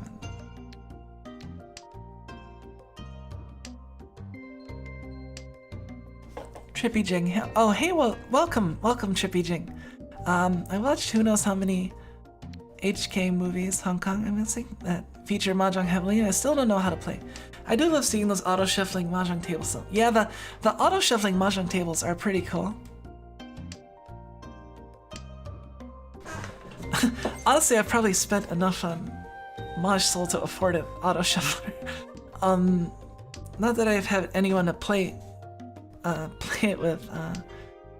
So yeah, Mahjong Soul is a better investment for me personally. Reach です。 First line Ricci.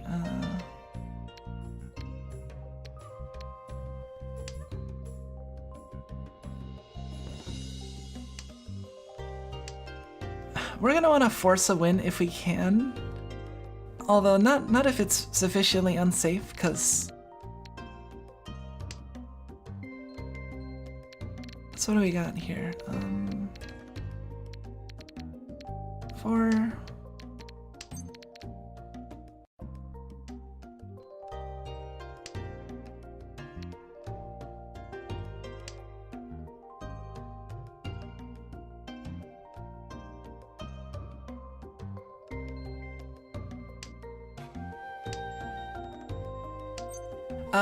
Oh, the other complication about Mahjong is that there's different rules. Depending on the culture or the group of people that you're involved with. Like I think China has their own rules, like Hong Kong has their own rules. I've even heard of like Singapore versions and like I don't know all the major rules, like all the different rule sets, honestly. Like and Japanese is Ricci Mahjong is the Japanese version.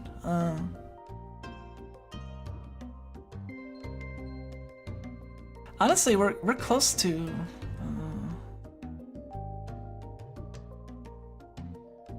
Oh no. Oh, this is a little dangerous. Run? No? Okay.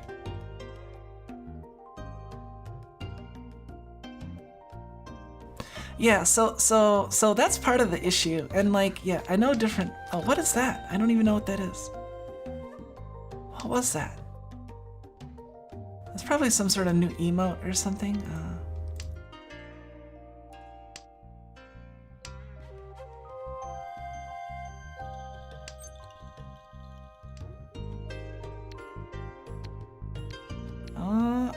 They declared on a 6. Well, that makes it more confusing. Yeah, it is kind of confusing, but that's why I focus on Ricci Mahjong, and also because like you know the anime that I like that have had Mahjong in it are like all based on Ricci Mahjong, and also oh wow, Samsaku Dojun.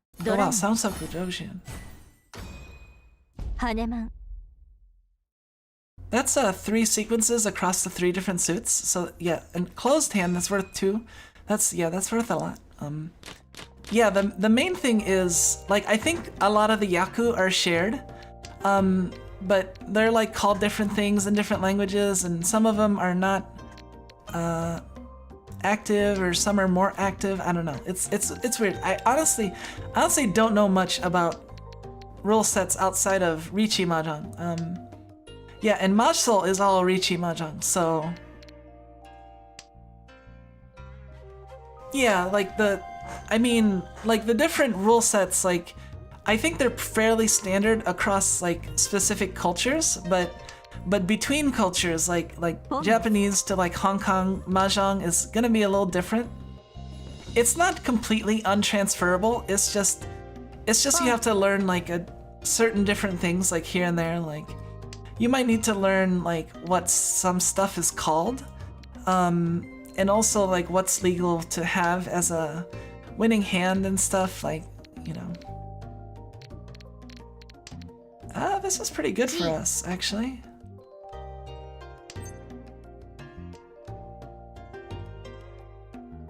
Five, 7, 8. Let's discard this stray 5. Yeah, like honestly, see, I just focus on Ricci Mahjong because that's by far the most common Mahjong. At least you'll see. If you like anime and Mahjong Soul is like the best, honestly the best like English language Mahjong client I think in any language. I haven't really heard of like other Mahjong clients that are in different languages, so or that are different rule sets besides like Riichi Mahjong. So that's part of the reason why I focus on Riichi Mahjong. And also because, you know, I like to focus in and get good at things. So I, as opposed to just spreading myself thin and learning all the different ways, I'd rather just like focus on Riichi Mahjong, I guess. And also because, you know, I mainly just play Mahjong through Mahjong Soul, so it's the easiest for me.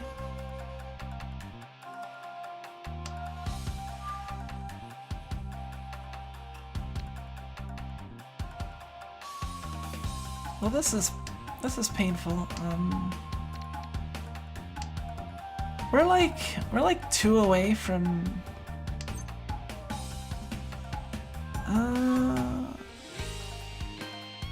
Let's see. If we go 4, 5, 6, we discard that.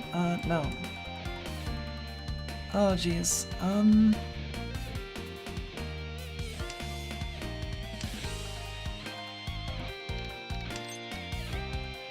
Pawn. Do we want to call that? Let's see. If we. Yeah, let's call it. We got a lot of Dora, and so we might wanna try to win as fast as possible. Honestly, we have enough Dora that like the chances of the opponent having like a high value hand is less likely, I guess. Oh, they might have Chanta. No, they don't have Chanta. No, Dora.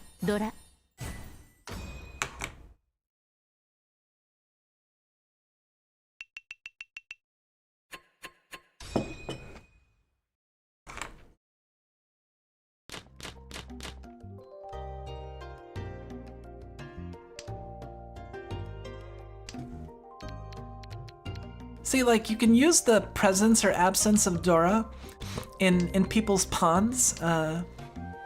Oh yeah, that's what these are called. The discard pile is also known as the pond. So like, this is my pond, and then this is like, you know, my left player, the Kamicha's pond, and Toyman's pond, and Shimocha. Yeah.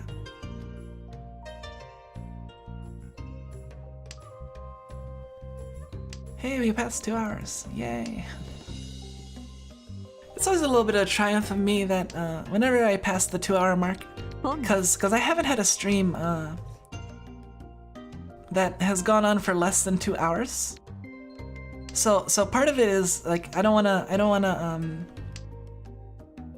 break my streak, I guess. I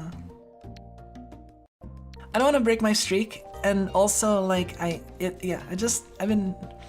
been having fun, so I don't wanna. I wanna keep doing. I wanna keep doing well, you know.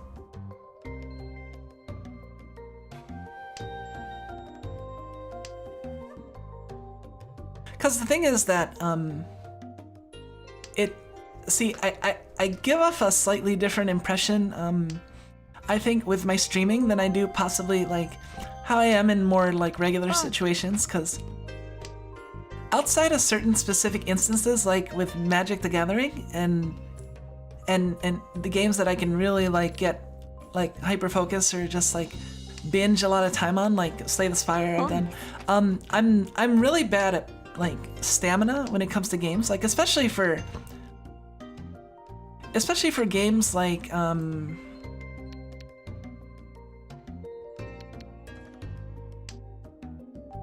especially for games like Metroidvanias. Metroidvanias tend to like kind of tire me out, you know? Even ones that I like. So like when I was playing Metroidvanias, like even Hollow Knight and stuff, like 1 hour session would be like, oh, that's decent, and 2 hours would be like, whoa, I'm going for a long time. So now that I'm streaming, and now that like basically like 2 hours is my minimum, like I've definitely raised my stamina, or rather,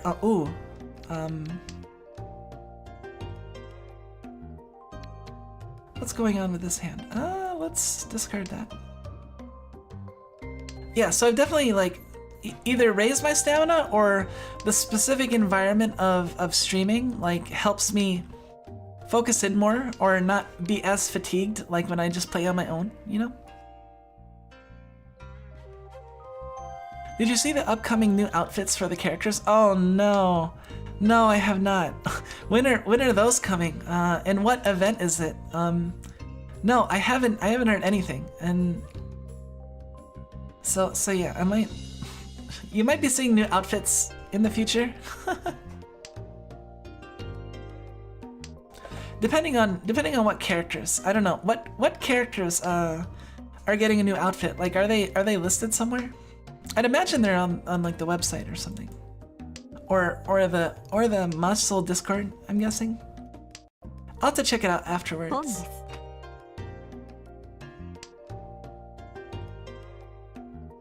Yeah, I enjoy outfits because the outfits also come with emotes. So I have to use my outfit emotes.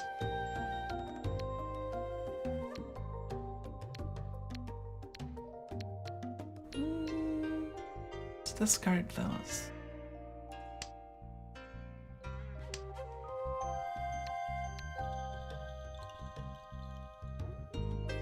Hinata and Anju Firework Festival.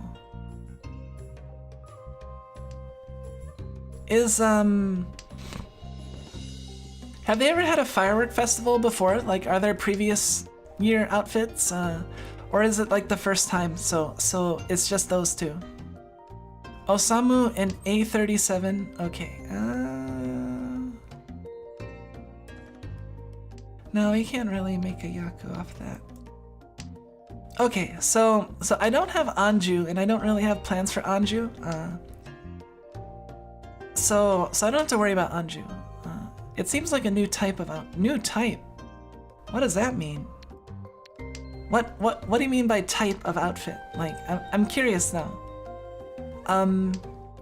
Hinata I do have, and I would like a new outfit for her. So that would actually be pretty good.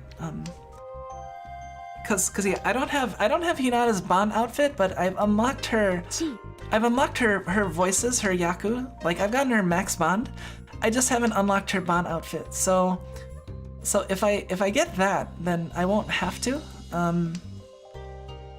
You know, like I have Hana as well, but I have like 2 of her outfits, so I don't really care about the Ban outfit that much. And the same thing can be for Hinata, cause Hinata's Ban outfit is kind of like, it's pretty, but honestly, like her base outfit is pretty too. So it's like, well, I don't really care. And honestly, her Ban outfit isn't really like significantly different from her regular outfit. I think like, I can't picture like how it's different or like what it's consistent of. So it can't be super different. Like there's a parasol. So yeah, that's why I would definitely want a Hinata skin. Yeah, that'd be cool. Oh, I meant in terms of the theme. I thought I was wondering for a second there, like different type of outfit. Like, oh man, does it like shoot missiles or something? Like, what's this? Skip. 2, 3, 4, 5, 5.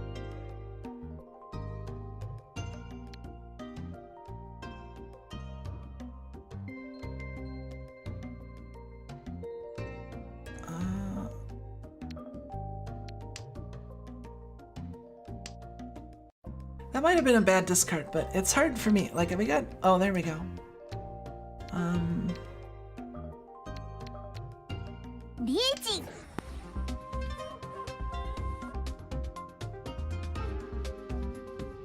Either way, we had the same Riichi. This is pretty good. We got 3 Dora, and then Riichi would be 4, so it's almost a Mangan. Probably a Mangan, honestly. Well, it might not be. It might be 7700 if we don't have any other.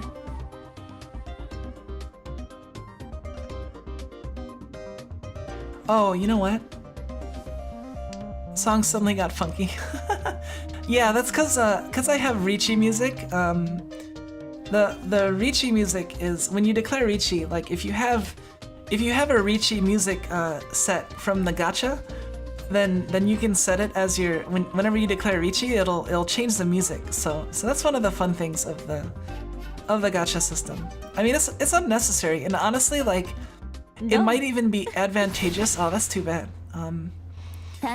It honestly might be advantageous. Oh, you fucking.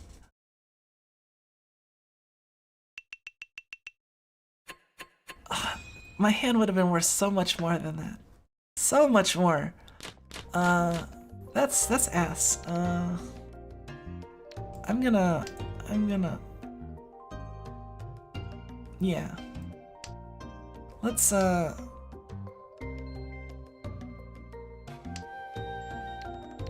we gotta make sure to show our dissatisfaction. And you know, honestly, like, even if you don't mess with the gacha,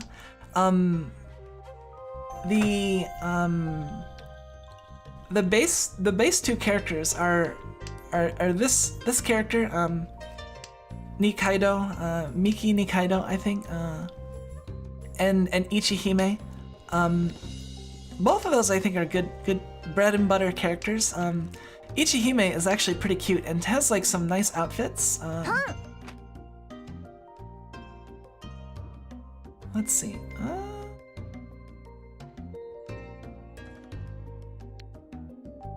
I guess we'll.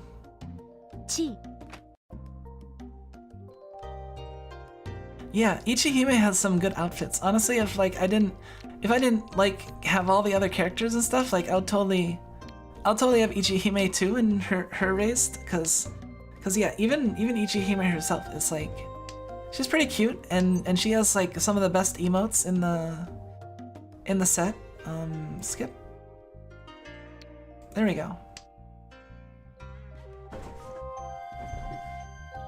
We're a dealer, so if we win this, it stays our hand. So that's why I'm rushing out a hand right now. It's probably not gonna be worth much. It's gonna be worth like 1 han.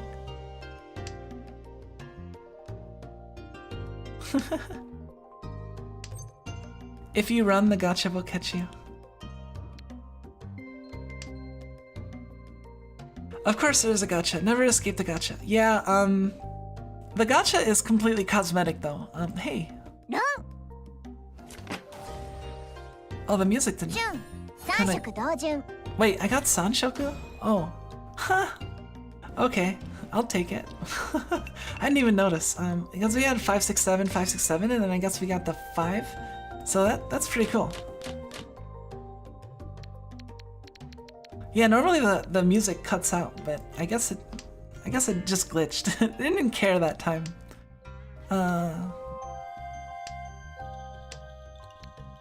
But yeah, the gacha is entirely cosmetics, so like you don't need to, if you just want to play Mahjong and you don't care, it's perfectly viable to just, you know, play. 3577.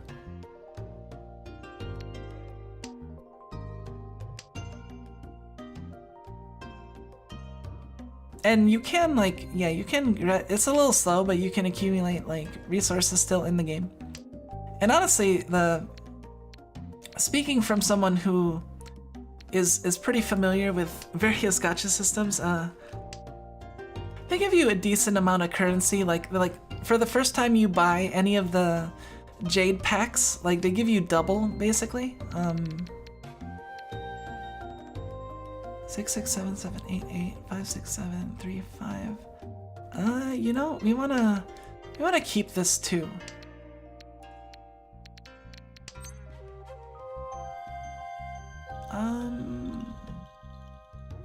Let me think. If we...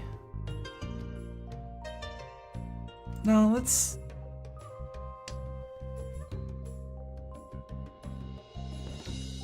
We want this 7, because that'll be Ipeiko, and we want this... Like, honestly, if we can discard this to declare Ricci, like, that would be the best. Oh, man. Changed my mind.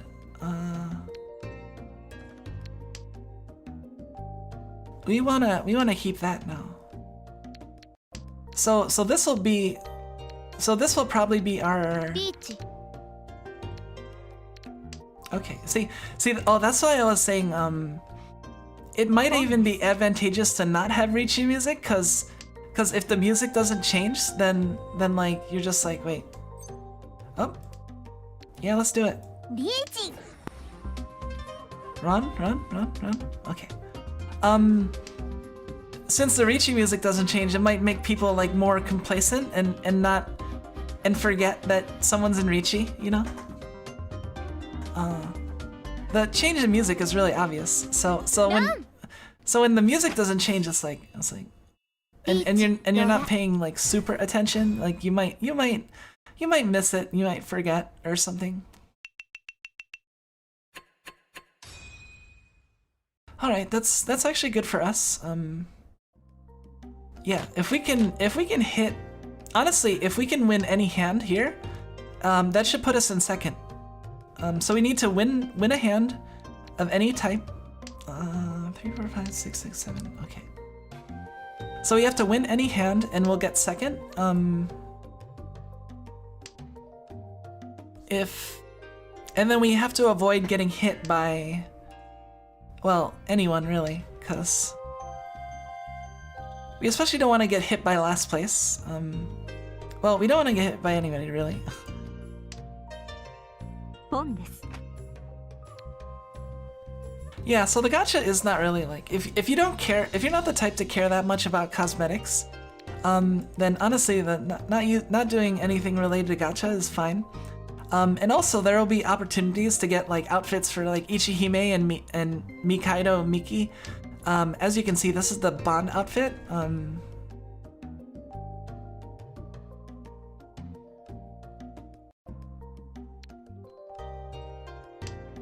So yeah, this is the Bond outfit, and this is the base outfit. So you can get fancier with even the free characters. ポンです Oh, that's scary. So that basically means if that person declares run on anybody, they're all gonna lose. Oh, you know what? Actually, if this player sumos, we will actually win. 3, 4, 5, 6. If this player sumos, we will actually get first, because everyone will lose points, but dealer will lose the most points. And that'll be enough to put us in second. So we want this dealer to, oh my god, and they got 2 wins. See, this is, well, no, one of the wins is dead. So there's no chance of 4 wins like we had that one time. Because see, 3 of these Souths are in the pond, so there's no way to win the 4 wins hand. So yeah, there's no threat of that Yakuman. Although it's still a threat of, well, it even looks a little less likely for them to have, they do have Souths, so and they're first place, so they're probably just trying to win any hand, honestly. Because they win any hand and they win, so, and they have a South, so they just need to complete a hand, because this is a Yaku on its own. Because they're the South player and they got the South. It's the seat wind. Oh man, we got second. ドラ Second place won. Oh, and actually no, we're not, because second place won, and second place is the last dealer, and we're not, yeah, so we're playing again, so we still have a chance actually to get second. Yeah, see, dealer can keep playing, like that's why it's advantageous to be last dealer, because dealer can keep playing as long as they keep winning until they get until they're at the highest points. And then once they're at the highest points and everyone's above 3,000 points, or as long as they're above 3,000 and they're the highest points, then the game is just over. It won't keep playing if the dealer has the highest points after one round of the dealer has played.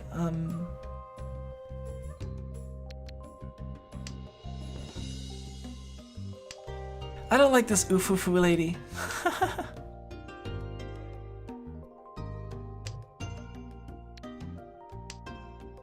That's a very Pecora sticker.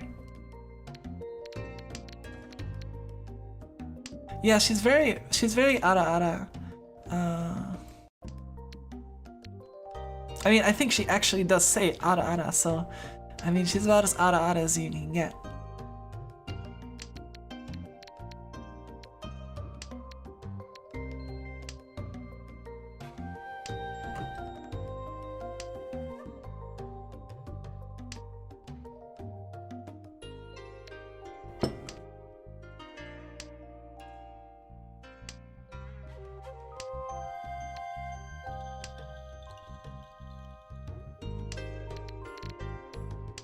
Oh yeah, we should check our event progress. Honestly, now that I think about it, we haven't really won like... We haven't really won many hands, have we?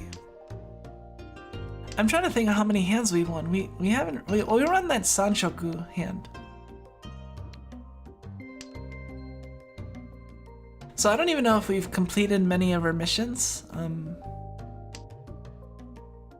I'd say that Ara is pretty standard for a character like that. Yeah, it's pretty bread and butter.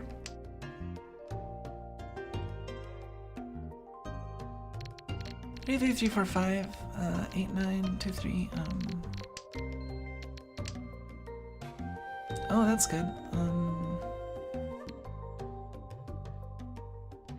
Do we want to get rid of that? Yeah. 2, 3, 4. 5, 5, 6, 6. So we should be one away because we got 1, 2. No, we'll skip that. 2, 3, 4, 5, 5. G.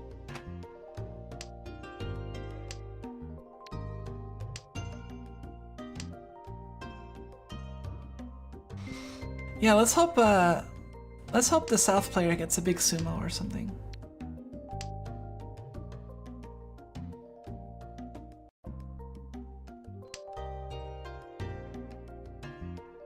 What would you say my Ara quotient is? Don. Oh, that. Well, we got third. We definitely got third. That's the less ideal outcome. Like if they would have stolen points from second, then we would have gotten second. But hey, we got not last. That's something. Our points like didn't move at all. We're at 2.5 hours already. Let's see. Do I want to play another game?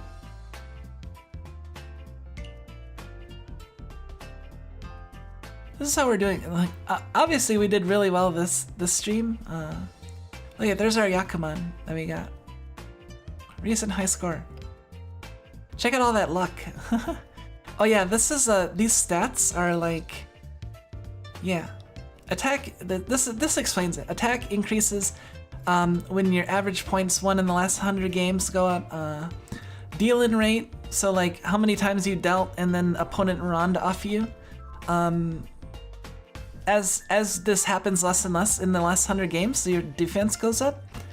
And then speed is win rate over the last 100 games. And then luck is when you have more Dora, because Dora are, I guess, inherently kind of lucky to get. So in the last 20 wins, okay.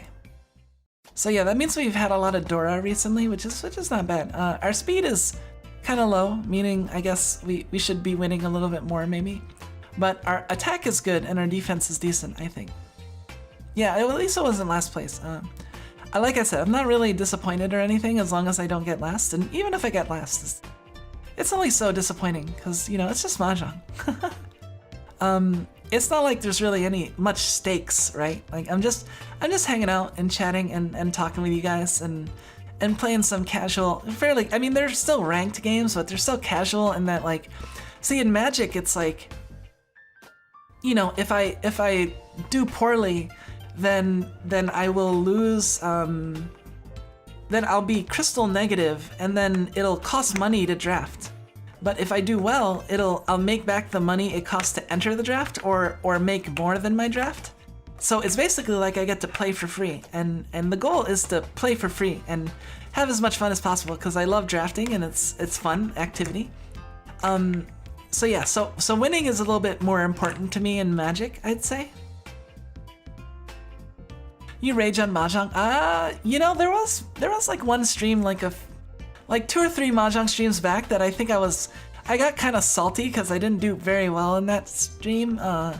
It was getting kind of annoying, but then yeah, I get a little bit salty. Not too bad. Not like you're in a high stakes match against a triad backed super gamble in Macau. Yeah, exactly. Like yeah, there's really little stakes. Like even if I get 4th, like and I lose, like honestly, I'm doing well for myself. I wouldn't even call myself an expert. Like if someone asked me like how good are you at Mahjong, I'd be like, well, I'm not a beginner. And I know strategy. I know some strategy. But yeah, that's what I would say. I wouldn't say like, oh, I'm an expert at Mahjong. So like just being an expert rank already feels like a lot for me. And we're doing pretty well actually, because look, we're like, you start off at 6,000 or 600 points. So you start off in the middle of the tier. So expert 1, it goes expert 1, 2, and 3. And we're at expert 1 right now. We ranked up to expert and then we started off at 600.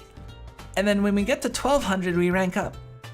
So we're at 1,000 right now. So that means we're like 2/3 of the way to ranking up. So we're doing pretty well. Overall, we've obviously we gained 400 points from our baseline since leveling up. So yeah, that's pretty good. And that's mainly because we've gotten like, see if you look, we got like these 2nd place finishes. The 1st place finishes give us a lot of points. The 2nd place finishes give us decent points, and then the 3rd place finishes don't really lose as much points, and then really it's the 4th place that you worry about. And as long as you're not like having like a good proportion or the majority of your matches 4th, see like South round 24.81, so I get 4th a little bit more often than 2nd or 3rd, but I get 1st most often, which is, I think that's good, right? Are these good stats? I don't even know how good they are compared to people. This might be a high call-in rate. Call rate is, so the different stats. Call rate is how often do you like call and open your hand. Like, ideally this should be low because closed hands are more valuable, and you tend to want to keep your hands closed. So if this is really high, it might suggest that the person is calling a bit too much. Deal-in rate is how many times people run off you. Richi rate, how often you declare Richi. Sumo rate, how often you get sumos. Win rate, your win rate, I guess. I don't know how that's different from these, but average rank 2.47.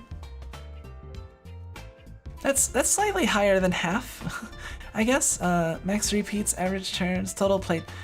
So yeah, I've honestly, I haven't played like a ton of games of Mahjong. Like I've played 77 Easts, 129 Souths. Like you can count, like I've only played like maybe like 6 or 7 games of physical Mahjong, and the rest have been on Mahjong Soul. So you can pretty much find out how much Mahjong Soul I've ever played. Like I've played 9 Easts in casual, 76 Souths in casual, so 79, 85, 85, 92, 162, 262, 282, 291. So 291 games in Mahjong Soul I've played, and then like a few more. So I've played less than 300 games if you include all my East and South. Altogether. Yeah, so that gives you an idea of like how far I've gotten in roughly 300 games. I'm just a beginner. I can't just martial arts superpowers to change the tiles without having to discard.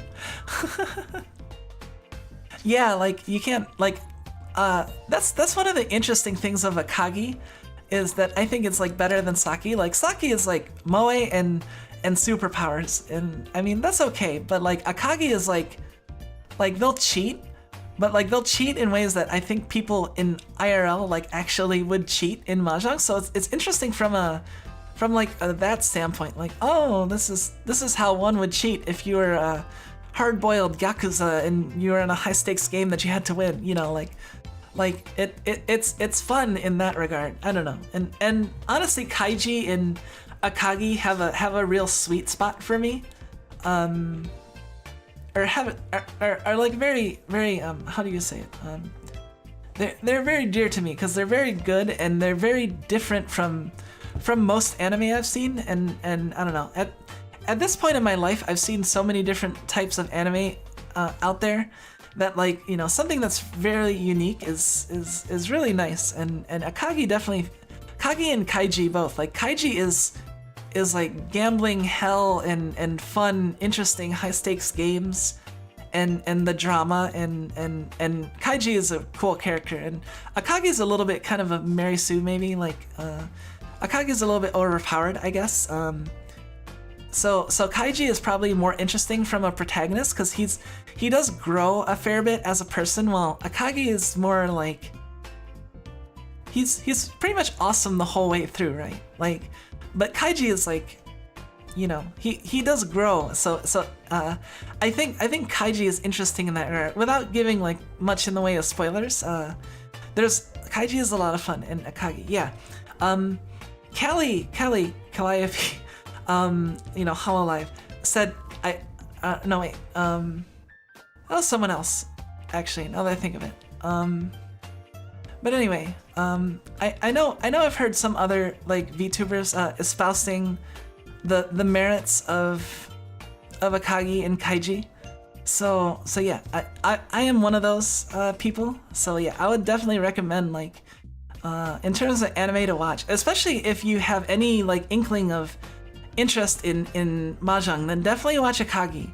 And if you just like interesting drama and interesting like gimmicks, like honestly, it's kind of like, it kind of appeals in a similar way that I guess like the Saw movies do, and not in the gore sense, but like just in the sense that there's like weird, interesting games that you're like finding out the rules on, and they're like high stakes. So like, you know, you lose a lot. Like if you lose, like in Saw, like, you know, it's like figure this out or solve this puzzle or solve this game and you won't die, right?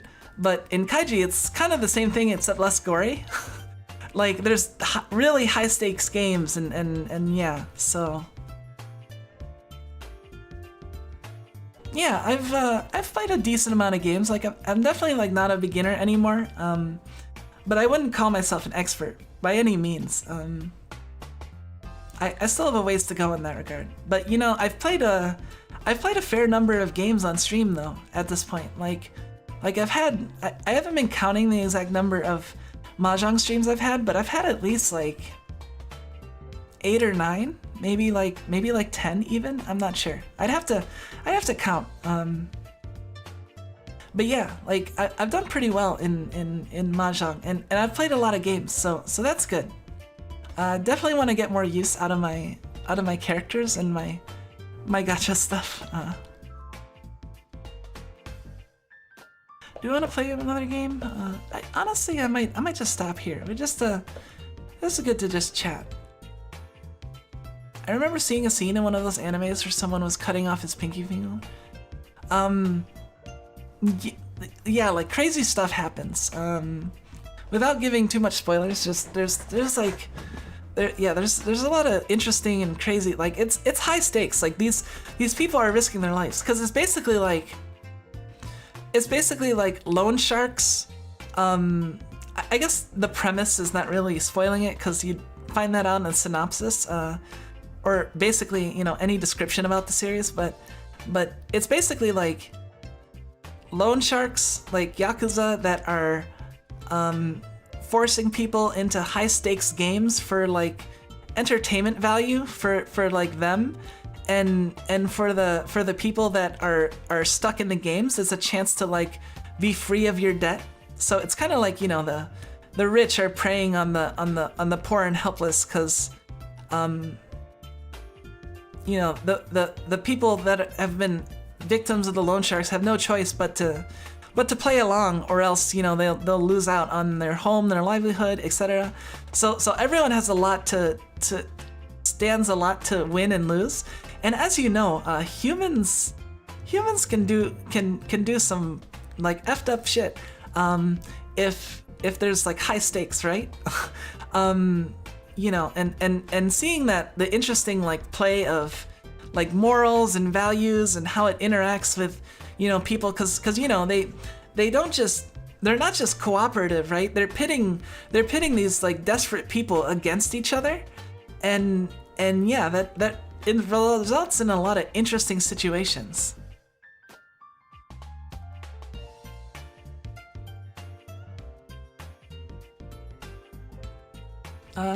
Oh, hey, welcome, Sixia. Welcome.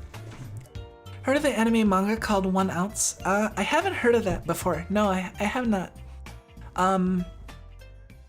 Unless there is this one Mahjong anime that one Mahjong manga I've heard of, but I don't know if it has an anime yet. Having played enough Ryuga Gotoku Yakuza, that sounds about right. Yeah, like it's pretty cool. Like if you like gangsters or Yakuza or like any that sort of culture, you'll love Kaiji. Honestly, you'll probably love Akagi too, because it does dabble in that, except it's less about like the hopelessness of the desperate and more about Akagi being fucking awesome and sweet and a genius, you know? Which is cool. Like it's fun to, you know, it's more fulfilling than like Sword Art Online for sure. That sounds like VTubers. I need a VTuber battle royale.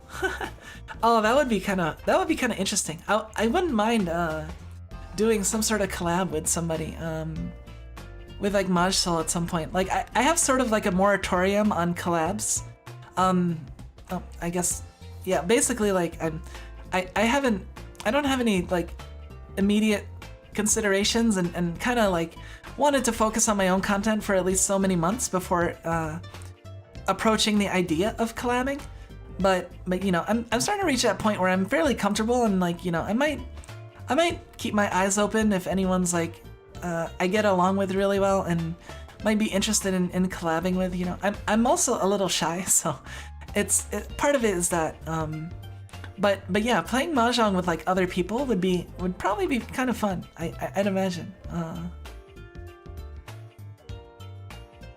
1 Ounce is basically like Akagi, but with baseball. It's really good. Oh, yeah. I don't really know much about baseball, but like, you know, it's funny because like, man, like when you watch those good sports anime, it really makes you want to play that game, right? Like I was watching, what was the volleyball anime? Like Haikyuu, I think. I was watching that. I saw that. I caught that on TV a little bit, and I'm like, oh man, this is actually kind of cool. I never really cared about volleyball, but like the characters are kind of cute, and I like the drama and finding out more about like the intricacies of the sport. Honestly, I think in general, just the idea of finding out more about the intricacies of like any topic is like can be inherently interesting, and sports anime have a tendency of like really playing up the drama, so it makes it a lot of fun. I learned the rules to football by reading iShield 21. I mean, that's how I initially got into Go. I think I delved into Hikaru no Go, and then I was like, oh, Go is sweet. I gotta learn how to play, and then I learned how to play, and I carried that well after finishing the series, and I actually got to the point where I was like single-digit Q. I'm not quite like Don level yet, but I'm definitely not a beginner. I'm probably better at Go relative to the general people versus Mahjong. I think I'm not as good at Mahjong. Like I'm decent at Go. I would say I'm decent at Go. I would say I'm like okay at Mahjong. If I were to give a description, you know. I really like the cycling anime Yowamushi Pedal. Oh yeah, I've heard of that actually. I mean, I've heard of a lot of different like sports anime, and the general verdict seems to be they're usually pretty good, honestly. Not much Mahjong stuff in it, but it has the same flavor of psych and mental games. Huh. I might have to check that out, because honestly the psychology and the mental games part is like one of my favorite parts of like Akagi and the like in general. So if One Outs plays like similarly, then I might be interested in it. Oh yeah. One other thing that makes like Kaiji awesome is the narrator of Kaiji is so awesome. Like the Japanese narrator of Kaiji is the same voice actor as Vasaraga from Grand Blue, and he's also done other stuff, but he has like a really cool voice. I really like it. It's like gravelly in the right way that makes it sound awesome. And I don't know how to describe it, but if you listen to the Kaiji narrator, or if you listen to Vasaraga from Grand Blue, like you'll understand, you know. Yeah. Trying to think if there's any way I can play like, yeah, like Vasaraga has a cool voice, and yeah, the Kaiji is made that much better just by having the awesome narrator. Sometimes you just find something interesting in spite of how you might feel about the subject. Yeah, honestly, like that's like honestly, I don't really care about baseball, and I'm not really interested, and I never had like a strong urge to get into it. I might have like dabbled in it a little bit, or like I don't know. I looked into it a little bit when I was like younger, but I basically know the rules, I guess. But I've never had like any real interest in like getting into it, right? But like when you turn it into an anime and you amp up the drama and you make it about the psych and mind games, then it definitely gets way more appealing. And then it's just like, you know, an interesting window into a different world, and honestly, I relish those experiences. Getting windows into new and interesting worlds. And I like a variety, as you can see by my game tastes. Let's see, we're almost at 3 hours. I think I do want to end the stream in a bit, but like I'm honestly, this is good lobby music.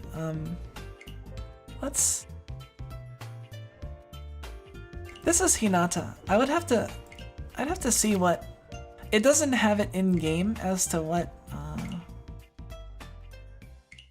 it doesn't have the coming, oh, hey, we can claim these. I guess this is the last day for this event, so if we don't get all this stuff now.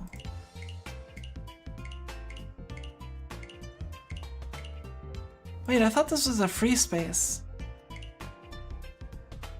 Limited time mooncake emote. It will expire at 10:20.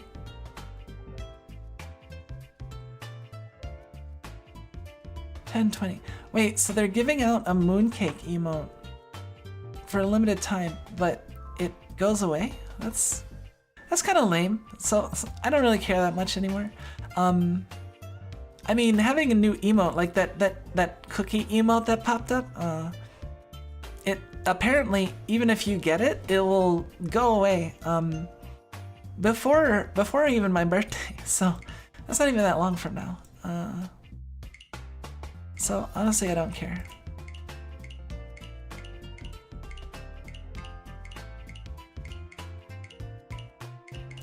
We didn't get any of the cross prizes, but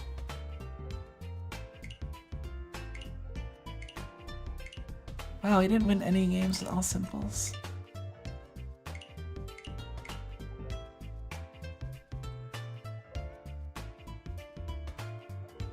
Win 4 games with at least a Dora. Huh. We only won 3 times. Win 1 game with a fully concealed hand. So we didn't win any sumos so far today. Unfortunately for me, I used Sori's, who gets outraged by basically every character in Grand Blue Versus. Oh man, yeah, I heard Sori's is unfortunately like kind of low tier, which is too bad. Sori's is a cool character. And I like the freaking song, the Otoko Damashi song, like it's so funny. yeah, that's a fun song. The whole I forget, I don't know what it's called, but it's like this, the Superman, the Man song. I don't know what to call it. I know it has a Japanese name. I just can't think of it. It, you know, the Otoko Damashi song, or it's the Fundoshi song. Yeah. Oh yeah, Samba Garasu Otoko Uta. Yeah, it is the man song. Yeah, like honestly, like the songs in Granblue are just so good. Like that's one reason to get into the series. Even if you don't care for gacha and you don't ever get into the gacha aspect, the songs, like listening to the songs is really good. And I get a special enjoyment because I get to hear them in context, like with the boss, with the boss fights and stuff, which I think adds its own level of coolness because I really like boss themes, you know? So I miss Eugen. Aww.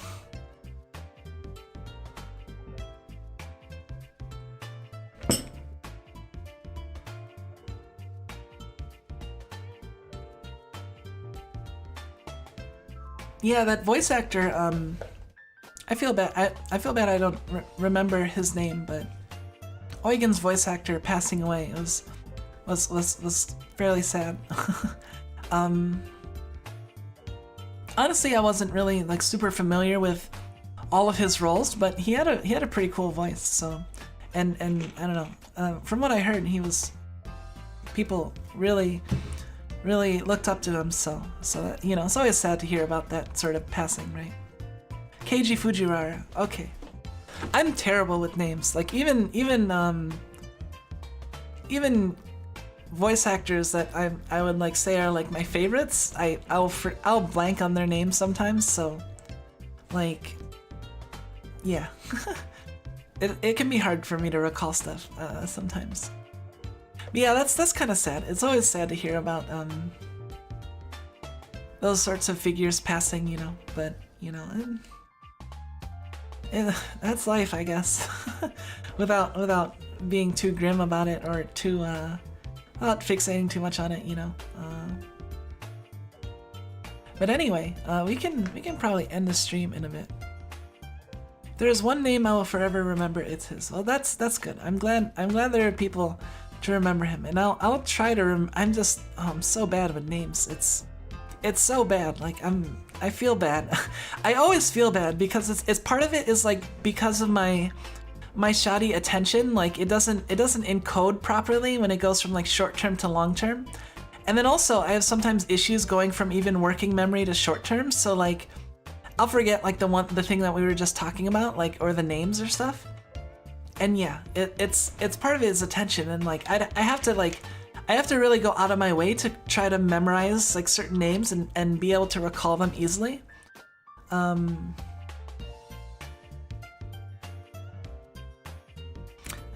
I'm like, okay, so think of all the VA names I can think of at the moment, and I'm like Asami Imai and Takehito Koyasu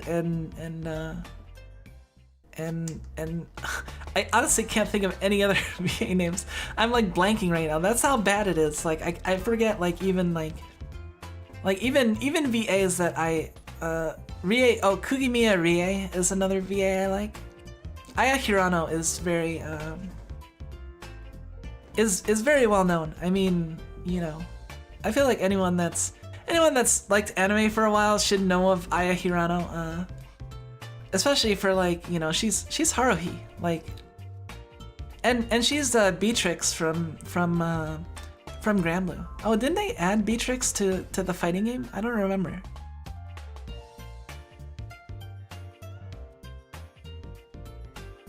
Kobayashi Yu. I want Kobayashi Yu to scream at me.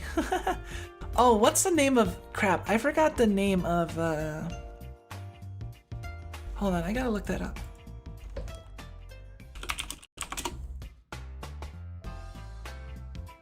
Oh yeah, Tomokazu Sugita is probably like my favorite male VA. Probably, I think.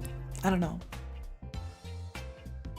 you know, the voice of Kyon, and he's done like so much stuff. He does Drang in Granblue, and he also does he also did the Dr. Ver in Symphogear, and I mean he's just had a ton of roles. Dr. Ver was a pretty fun role for him though in Symphogear, because you don't get to see him play a villain that often, and he was a pretty crazy villain in Symphogear, so it's a really fun role for him.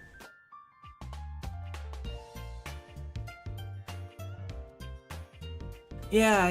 Sugita is great. I love his voice.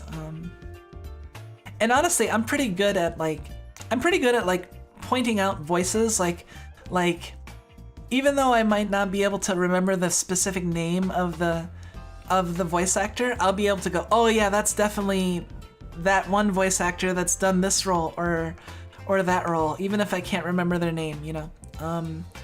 Like, let's see, Vasaraga honestly has awesome voices in both English and Japanese. And the reason I know, even though I don't really like listen to or do like dubs, and I mean there's only really a dub in Granblue Versus, but I like, the reason why I especially like Vasaraga's English voice too is because it's Pro ZD that's doing it.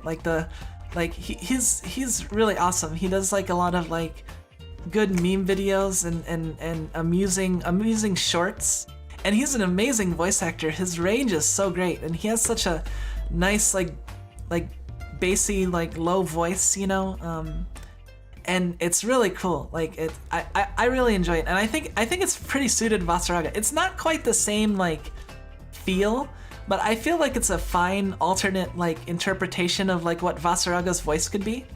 It doesn't quite have like the graveliness that Vasaraga's VA has, but I honestly think that's kind of unique to like that voice actor. Fumihiko Tachiki? Yeah.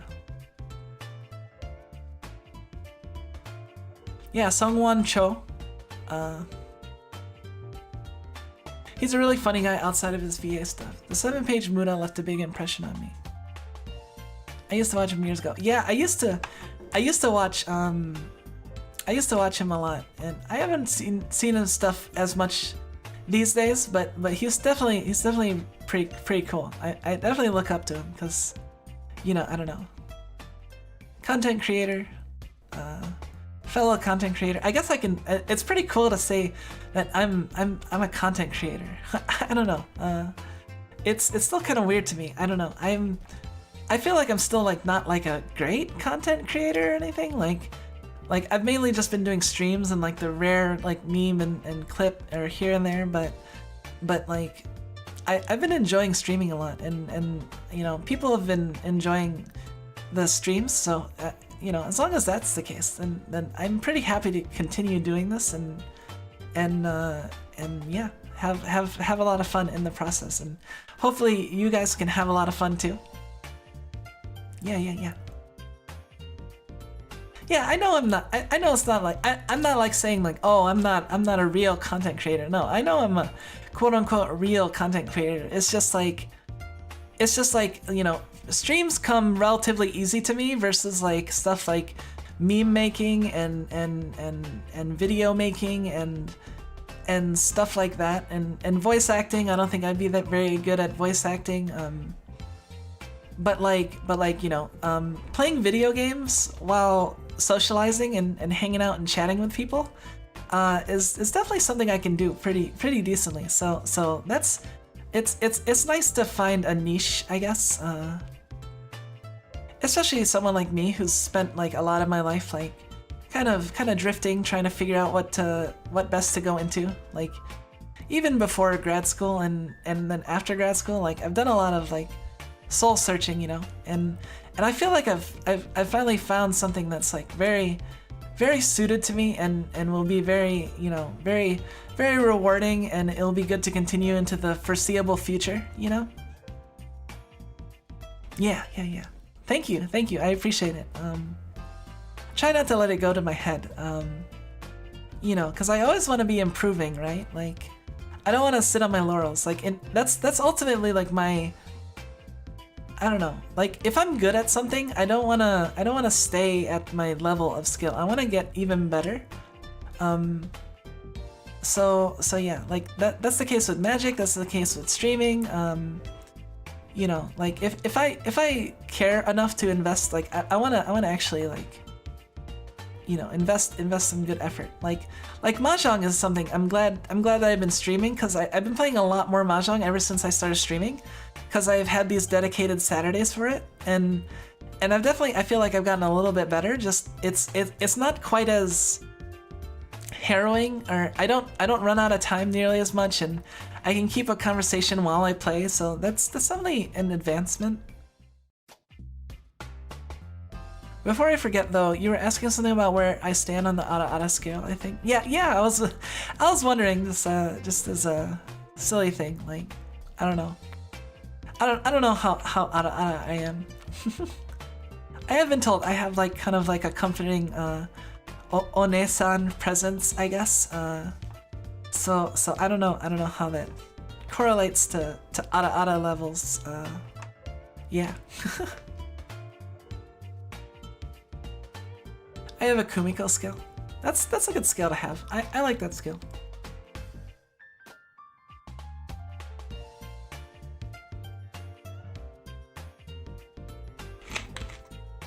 Honestly, the Mahjong Soul has like pretty good music and pretty good like art and like it has a lot of good stuff going for it. Honestly, in terms of the aesthetics, like I enjoy it a lot. So. Like somehow the lobby theme and the in-game music is like doesn't get too tiring, even though I've heard it a lot at this point, right? And it honestly is perfectly suitable for just like background music when kind of chatting and hanging out. And they even have different ones. Oh, that's why I haven't heard Ichihime recently. I muted her.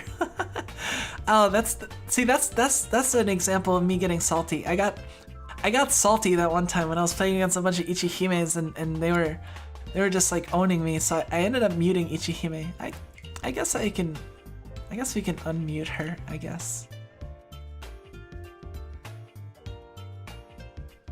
On the Mahjong Soul Twitter page. Let's see. I will take a look at the outfit.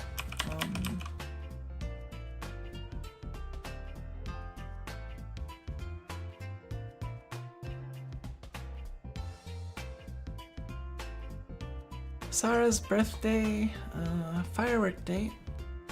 Ooh, that looks really cool. Oh, that's awesome. I really like this outfit. Let's see. Maybe I can show it on stream.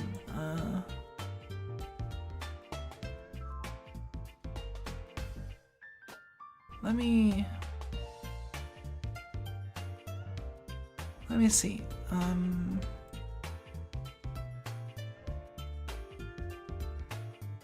This is definitely, I'm definitely getting this outfit. Like there's no question in my mind.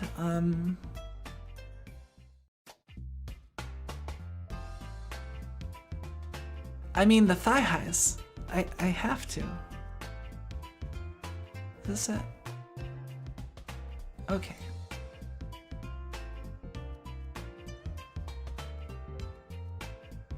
But yeah, this is the outfit. It's really cool looking. I like it a lot. The thigh highs are really nice, obviously. Obviously I'm a fan of those. Honestly, like it kind of reminds me of the skin for Cow from Granblue, the Zodiac, Katara. She has like a yukata that's very, very similar, I think. That almost looks like Inuyama Tamaki. It does kind of look like that, doesn't it? There is a similarity, I think, with the hair and stuff. But yeah, the thigh highs, I love thigh highs. Like, honestly, white thigh highs are probably like my second favorite type of thigh highs besides black thigh highs. And then like after that is like striped, and then at some point later on is asymmetrical. I don't really like asymmetrical that much.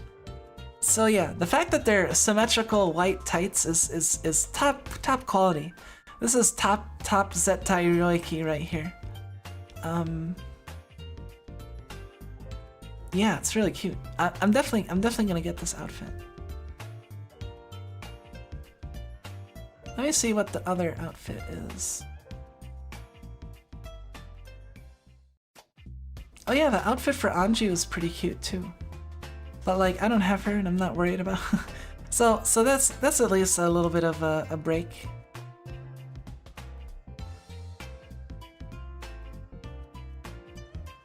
Whoever drew that is a person of high culture. Look at that meat, right? So nice. Yes, there's just the perfect hint of what is it? Yeah, like there's just a slight amount of bulge. What is it when it's like when the tops of the thigh highs are just a little bit tight to the point where it squeezes. Like I've heard different people have different opinions. Like some people like a smooth line and it not to be like compressed there, and other people like it when like the thighs are actually like bulging out a little bit and it's like a little constricted at the tops of the thigh highs. I honestly like both. This is very nice, but also like a more straight line is okay too. But this is just high culture. They might probably do rate up banner for these characters just to attract people to buy the outfit. I mean, that's pretty much a given, right? Like I mean, who else are they gonna do rate ups on than the characters that they're giving out stuff you pay money for, right?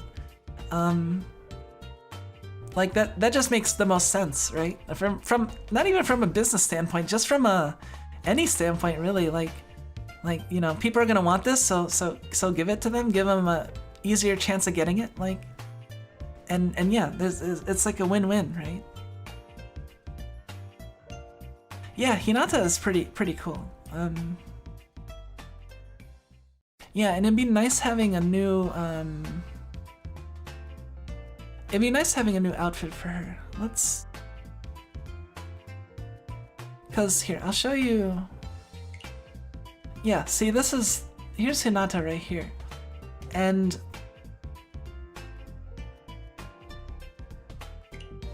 is this a preview of her? Or is that a different outfit? Wait, let me see. We might be able to preview the outfit now in game. We'll see. No, I guess not.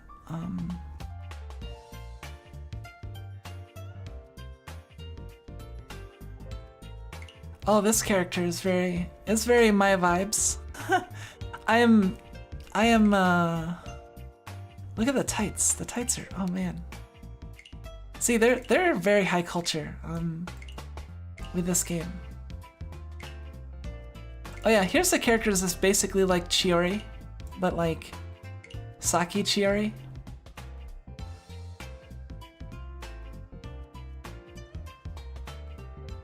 Oh, here we go. See, this is Hinata's Bond outfit. I mean, it's pretty, right? But like the yukata is definitely better.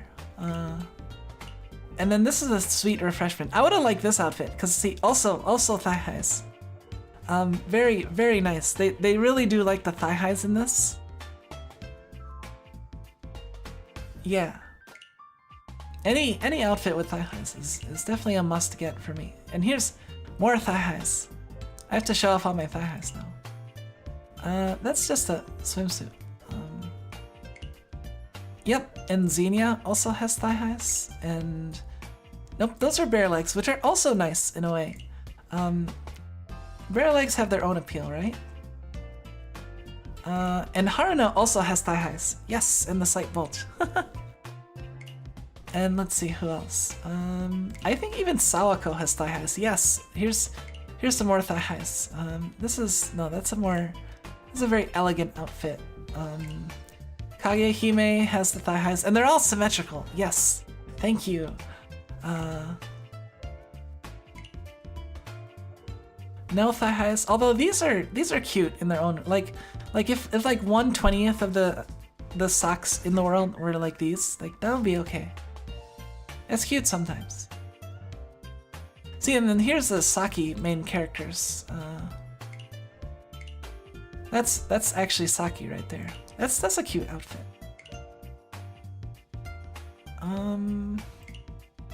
What? Yeah, they really like the. This is a collab. Kakegurui? I don't actually know what that is. Does she have thighs? No. Isn't this the girl that's in a wheelchair? Did she like repair her legs during the bond or something? How does that work?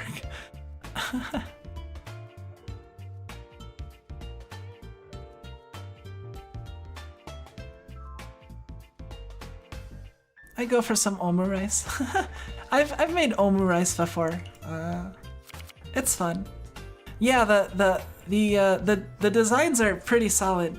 All things considered. That is, if you don't like gacha, I guess it's kind of annoying. But you know, even Ichihime. Let me show off the base. Like even Ichihime.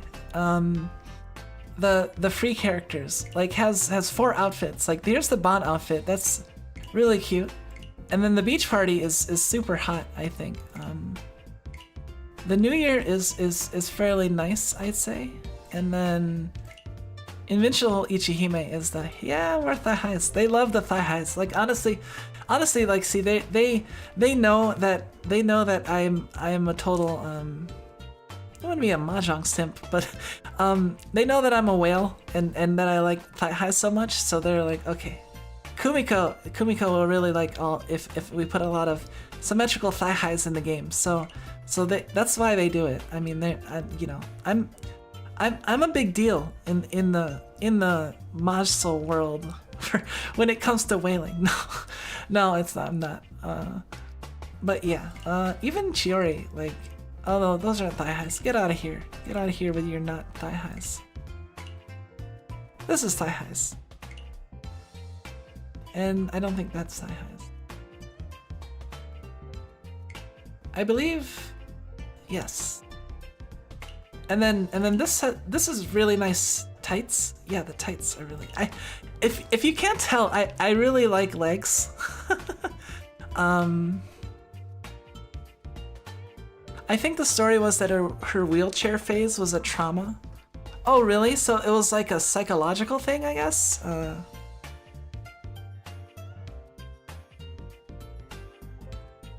I guess that, I guess that makes sense, but I don't know. I think it also would have been cool if she was just like, hey, I use a wheelchair and that's just who I am, you know?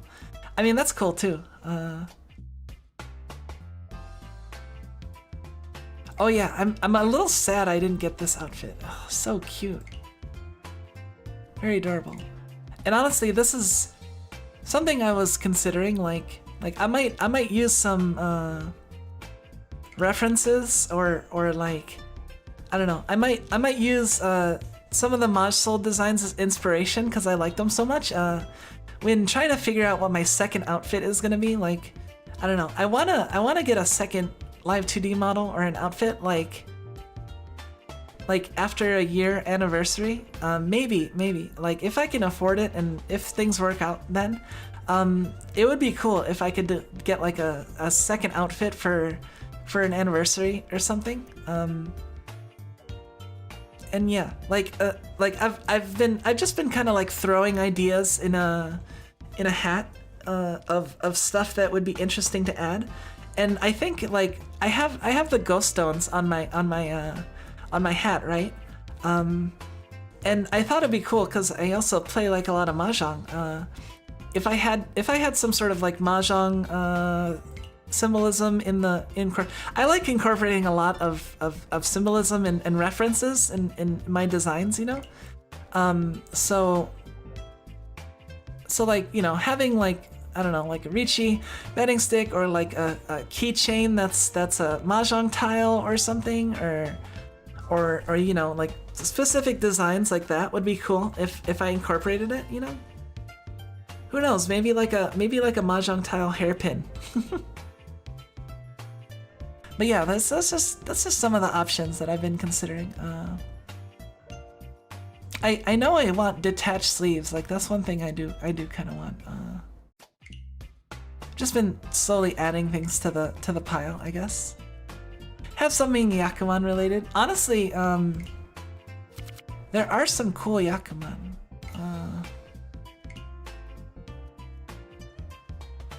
This is one of the most common, and then this is 4 concealed triplets, all honors.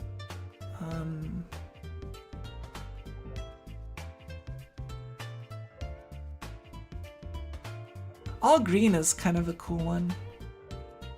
All terminals is really hard. 13 orphans is easier than it looks. One of the easiest Yakuman to get. One of each 13 terminal tiles plus any tile that matches 1. 4 little wins, that's what we got last time. 4 quads is like probably the rarest Yakuman, I think. And 9 gates is probably like my pet favorite, or one of my favorites. It's just so cool. Like it's like a mathematical symmetry, like interest. The reason why it's cool is if you have the tiles 1 1 1, 2 3 4 5 6 7 8 9 9 9 in your hand, any tile from 1 to 9 will complete the hand. Like there's a way to organize the tiles in such a way that any tile would win. If you had specifically this combination. That's also very rare if you have specifically this and you're waiting on any 9 tiles like that. I think that's worth double Yakuman in some cases. Like, see, true 9 gates.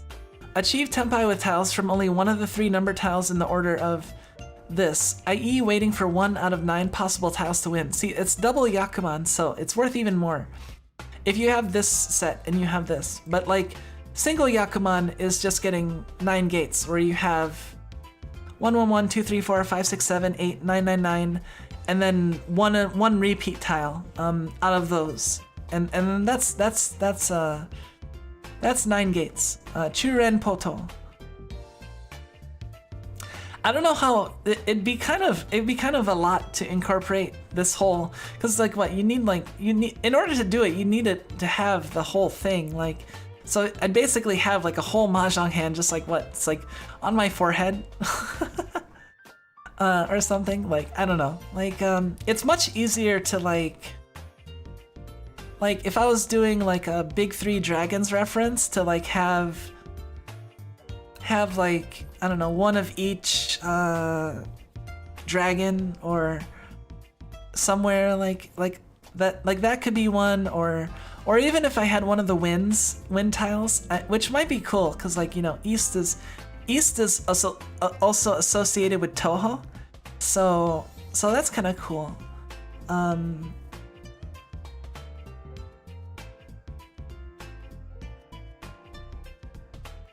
Nanse.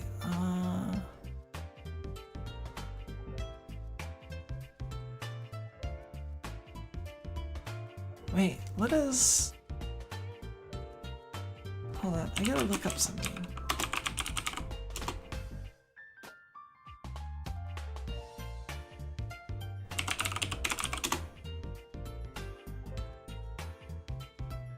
Oh, yeah, Sei Nanse.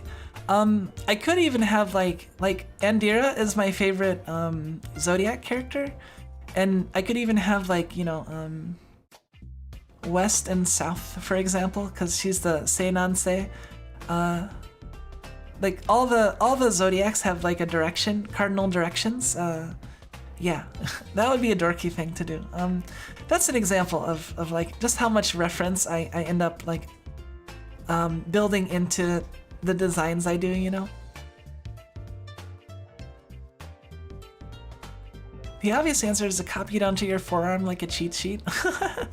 I don't think I need a cheat sheet for any of the Yakuman really, because they're all pretty straightforward. Like, honestly, it's mostly like you don't have to know the local Yaku, because this is extremely rare.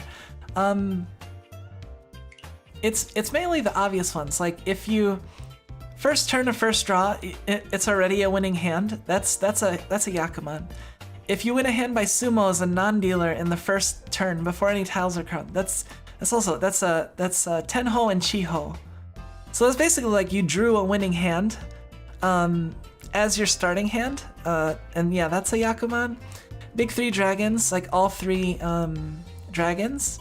4 concealed triplets, so four triplets. All honors. All green. Green, this one's a little bit weird. This one's kind of funny to me too, because it's like all green. Green is not necessary. It's like, what? It means that these tiles, 2, 3, 4, 6, and 8 so and green, are all the so tiles that only have green in them. Like the 5 and the like, see, the 5 has a red in the middle and the 7 has a red up top. So these are all green, and this dragon is the Hatsu, the green. Like there's Haku, Hatsu, and Chun, or just red, green, and white. And this just means green is not necessary. So you can, even if you don't have green in your hand, you can still win the Yakuman if you have like the rest of the tiles. Yeah, some rule sets, like you have to have green in addition to having all of the requirements. And then see, this is all terminals. This is a very hard one because there's only 6 valid types of tiles, and you need 5 of the 6 to have some kind of pair or triplet. 13 orphans is one of each terminal and honor. 4 little wins, so the little wins and big wins, that's obvious. 4 quads, obviously that's going to be valuable. Then 9 gates is like the last one. And then that one's just cool because it has the different, it has such a cool formation, so it's hard to forget that one. So yeah, that's all the Yakuman. And then the double Yakuman are pretty much just like the Yakuman that have like a particularly difficult way of waiting for them, like single wait 4 concealed triplets. Like the easier way to get 4 concealed triplets is if you have the pair and you have 3 triplets, and then you have 2 of 2 different, you have a pair and you have another pair, and then you have 3 concealed triplets, and then you're waiting to either complete one of the pairs, and then that will be your 4th concealed triplet, and then the last one will consider your pair. But if you already have the 4 pairs in your hand and you're just waiting to complete, or if you already have the 4 triplets, like the concealed triplets in your hand, meaning you drew them naturally, and you're just waiting on like the pair, like a single tile, like that's very difficult. A lot more difficult than the other way around. So that's where double Yakuman. And then 13 orphans is also a weird one in that you can have a tempai with 13 different terminal tiles. Because as you can see, you need 1 to 9, 1 to 9, 1 to 9, and then 1 of each honor. So plus 1 additional copy. So if you have all of these, then you need 1 of any of these to win. So that's a 13 weight, 13 orphans. And then true 9 gates is the having this organization and you can wait on any 9. And then 4 big wins is you have all 4 big wins. Like the one that I won was 4 little wins. And 4 little wins is basically like you have 3 triplets and then a pair of the last win, which is easier to get than 4 triplets of all 4 wins. And then big 7 stars is a local Yaku, so it's not actually counted as a double Yakuman in this normal rule sets, but it's sometimes considered a double Yakuman. This is a special way to get all honors. So win a hand with 4 triplets and a pair of honor tiles, wind tiles, and dragon tiles. Honestly, you just need all honors, right? So the double Yakuman is this big 7 stars, is Dai Chisei. The reason because this is a Chitoitsu formation where you have a pair of each thing, and because there are exactly 7 honor tiles, the 4 wins and the 3 extra, you can have a valid hand that's a pair of each of those, and then you have the all honors, but then you also have Chitoitsu, the all pairs hand. So that's sometimes considered double Yakuman in some rule sets. But I think in Mahjong Soul it'd be only considered single Yakuman in most times, because it still counts as all honors, even if it's not like the double Yakuman big 7 stars. Sorry, I hope I didn't lose everyone from suddenly explaining all the Yakuman, magical disappearing and reappearing Yakuman tattoos. That would be difficult to incorporate. Maybe I can just have like a Hatsu just appear on my forehead. Anyway, I think I'm gonna end the stream in a little bit. Let's get to back here and. Oh wait, shut up.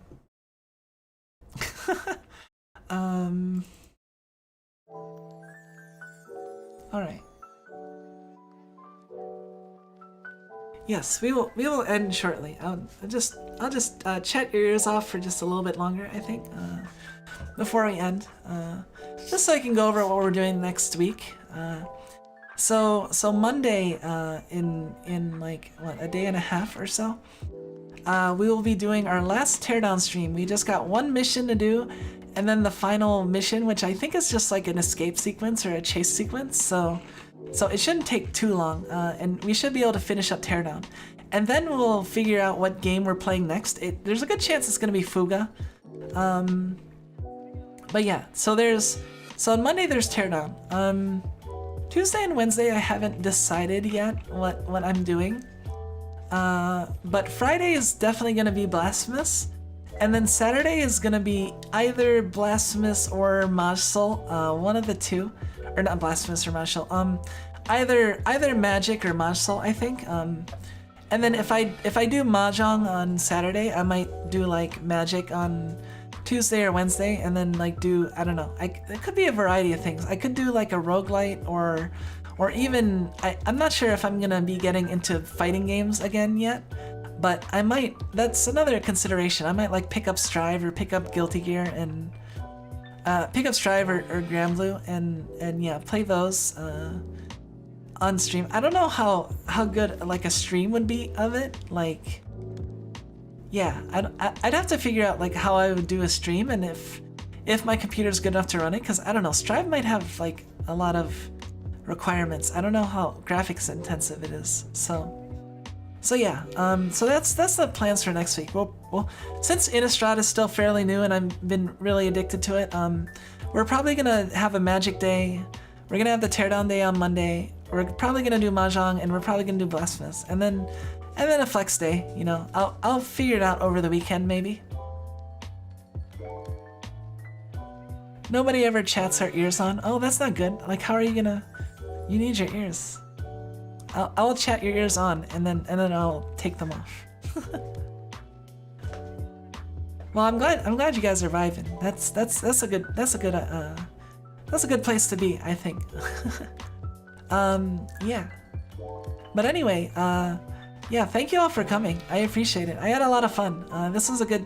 I mean, we got third twice and second once, but you know what? What's more important is the friends along the way, right? Yeah, I had a lot of fun. So yeah, thank you all for coming, and hope to see you all next stream. Would you consider a stream of just you talking about your stories? Maybe. I might. I mean, like, that would probably be like a Zatsudan, and honestly, it's easier for me to do stories if I just like kind of pull them out of my hat, that if they come to mind, because it can be hard to just kind of like pull them from out of nowhere. So like, if we had like a Zatsudan, that would probably just be like also story time, just as it is, you know. but we might do something like that's more like focused on stories, or I can figure out like one or two like maybe more involved stories from my youth, and we can do story time. Maybe we'll have like a campfire and have some nice crackling ASMR, and yeah, tell stories around a campfire. That kind of sounds pretty cozy, doesn't it? We can figure out a campfire setup, and that will be like kind of almost an ASMR stream, but not quite, because we'll have like the crackling fire. I'll get like crackling fire sounds, and we'll tell stories over a campfire. Yeah, that'll be fun. Yeah, thank you all for coming. Thank you Zamiro, Badman, Alf, Trippy Zing, and Vending Machine, and Sixia. Thank you all. And anyone else who might be lurking, if you're there, thank you. I appreciate you as well. Thank you so much. And yeah, I appreciate it. So take care everyone. Bye bye.